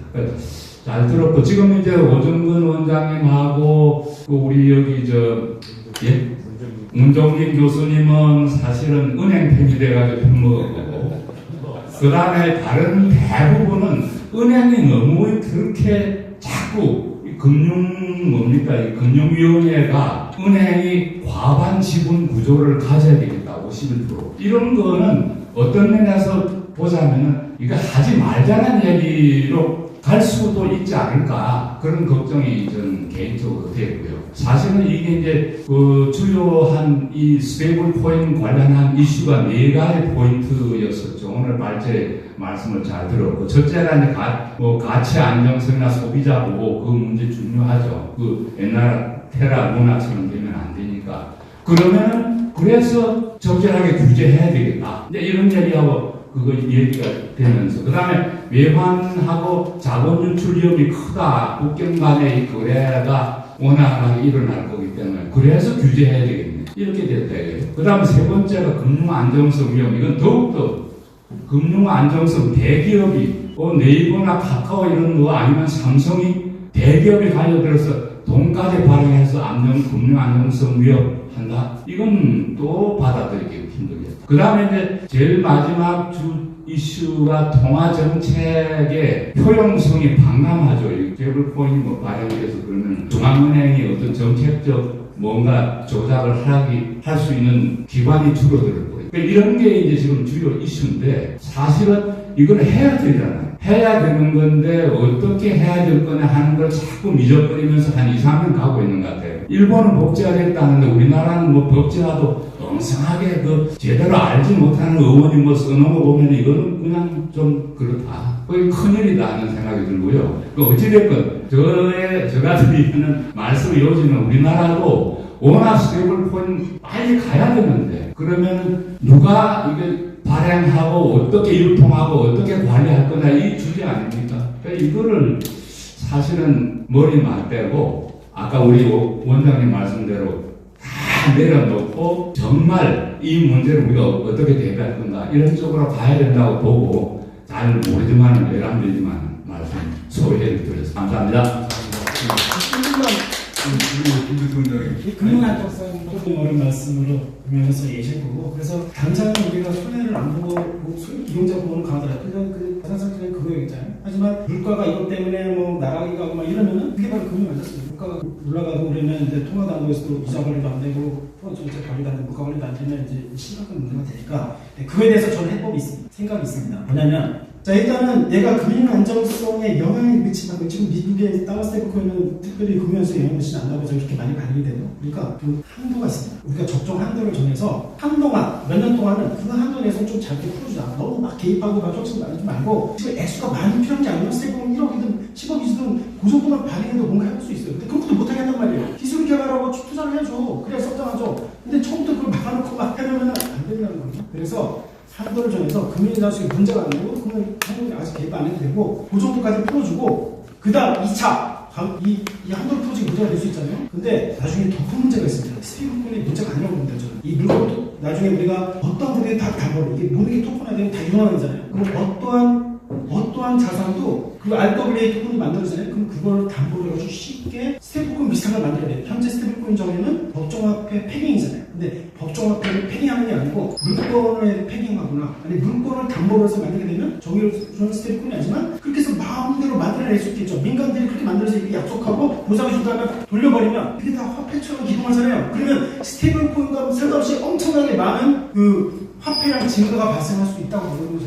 자, 그러면 그게 더 심각한 문제겠죠. 그러니까 스테이블코인만 규제한다고 해서 되는 문제가 아니라는 것입니다. 그래서 앞으로 더 큰 타고 올 텐데 이 흐름은 막지는 못할 거고 그러면 그것까지 포함해서 탈교환 방식으로 그걸 어떻게 대처할 거냐 그거를 제가 고민을 했었는데 쉽지 않아요. 그래서 그건 나중에 좀 더 고민할 시간이 있으면 좀 더 저도 아이디어를 아무튼 굉장히 중요한 문제가 이걸 갖다가 핵심이 안 되니까 그렇게 이분법적으로 볼 게 절대 아니다라는 게 말씀드리고 지금 왜냐하면 가장 중요한 게 우리가 얼마나 금융의 안정이 중요한 걸 최근에 느끼고 있는 거예요. 그 다음에 제일 또 한 가지 문제가 오늘 안 다뤘는데 중국은 이쪽으로 안 간다는 거예요. 중국은 뭘로 가느냐? 위안화 CBDC로 간다는 거예요. 우리나라는 미국의 영향을 받고 중국 영향을 크게 받습니다. 중국은 어제도 그저께 시진핑이겠지만 위안화 CBDC를 가가지고 위안화를 기축통화로 하겠다는 얘기. 최소한 시진핑이 이전에도 몇 번을 얘기했어요. 최소한 위안화를 아시아 지역의 기축통화로 하겠다. 그렇게 몇 번이나 공언하고 있습니다. 그게 뭐냐면 그렇게 되면서 아시아 지역에 무역할 때는 중국에서 배경을 갖고 와서 배경을 물건 사가지고 왔다는 거예요. 그럼 중국 인민들의 웰페어가 그만큼 준다는 거예요. 중국이 똑같이 100위안짜리 물건을 팔지 않더라도 돈을 찍어서 사가겠다는 거예요. 자, 우리나라는 지금 굉장히 그런 어려운 상황에 통화금융면에서 직면해 있어요. 중국의 위안화 CBDC 지금 중국 일부 지역은 통용을 하고 있어요. 그 사람들이 우리나라에 와가지고 면도에서 물건 사면은 그대로 좀 통용이 되고 있습니다. 중국, 미국의 달러 스테이블코인을 갖고 온 사람이 명동 물건 사면 그것도 통용이 되고 있어요. 우리나라를 어떻게 할 것이냐. 굉장히 깊은 문제를 가지고 연구를 해야 되는 그런 상황이라서 그거는 이제 우리가 다음번에 한번 분야를 잡아서 토론하도록 하겠습니다. 오늘 그러면 이제 시간이 거의 다 됐기 때문에 마치도록 하고요. 우리가 저녁을 1022 2반이라고 102반에서 7시부터 저녁을 준다고 합니다. 그 사이에 우리는 여기서 우리 학교의 총회를 하고 있습니다. 총회는 이제 그동안에 이제 회비를 내신 회원들만 총회에 참석해서 새로운 회장을 선출하는 그런 과정을 거쳐가지고 우리 총회는 관례상 사무국장이